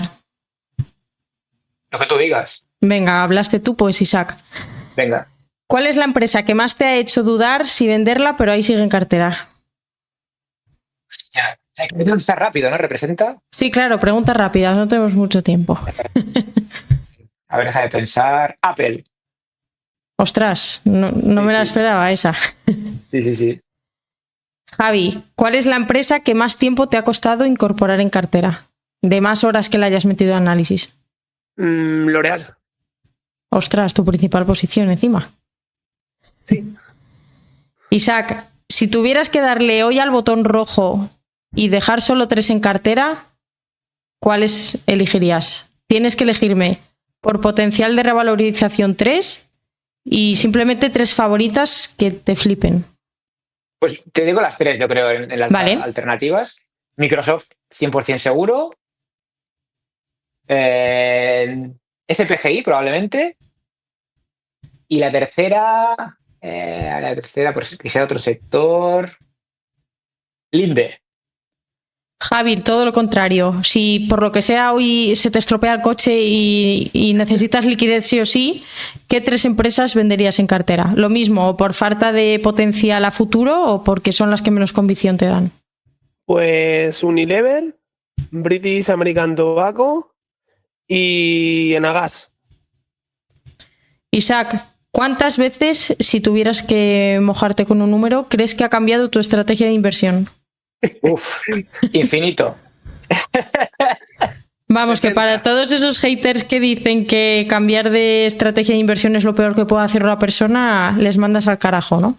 No, a ver, sí que es verdad que yo lo que he cambiado mucho, o sea, hablando en serio, lo que ha cambiado mucho es de empresas. O sea, las empresas de mi cartera, ha habido un core que lleva conmigo toda la vida, Iberdrola, CS, todas estas llevan conmigo toda la vida, pero sí que es verdad que a veces compro una empresa, la vendo, pero lo que es la estrategia en sí, yo diría que nunca ha cambiado. Porque, de hecho, es lo que comentaba antes, ¿no?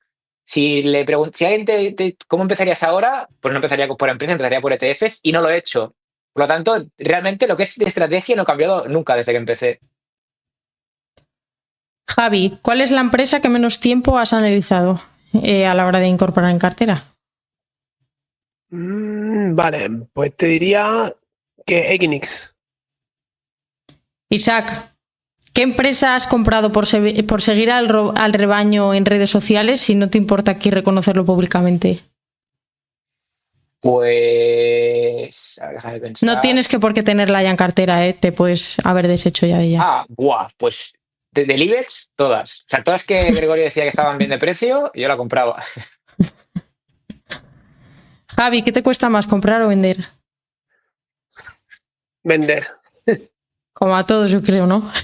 Sí. O sea, yo creo que comprar somos de gatillo fácil, pero vender cuesta. Deshacerte de plusvalías o declarar pérdidas, pues duele. Isaac, si no existiera la renta variable, ¿en qué invertirías? Es que tiene que existir la renta variable porque no me imagino otra cosa que no sea la renta variable. Pero bueno, en el supuesto caso que no, pues me metería en cuentas remuneradas. Javi, ¿una empresa que estés mirando estas últimas semanas para incorporar en cartera? Pues estoy mirando muchas, pero así que puedo decir que hasta a tiro ninguna, que me gustaría incorporar pronto. Es que tengo Vale, en radar, a ver. Pues venga, te diría que no me importaría tener en un futuro Hermes. Y Isaac, la última. Empresa que ama a la comunidad Fintuit y que tú odias. Pues mira, UNH parecía que era la leche que todo el mundo tal. No es que la odie, porque no la odio, pero no lo veo claro. Pero mira, esta es fácil.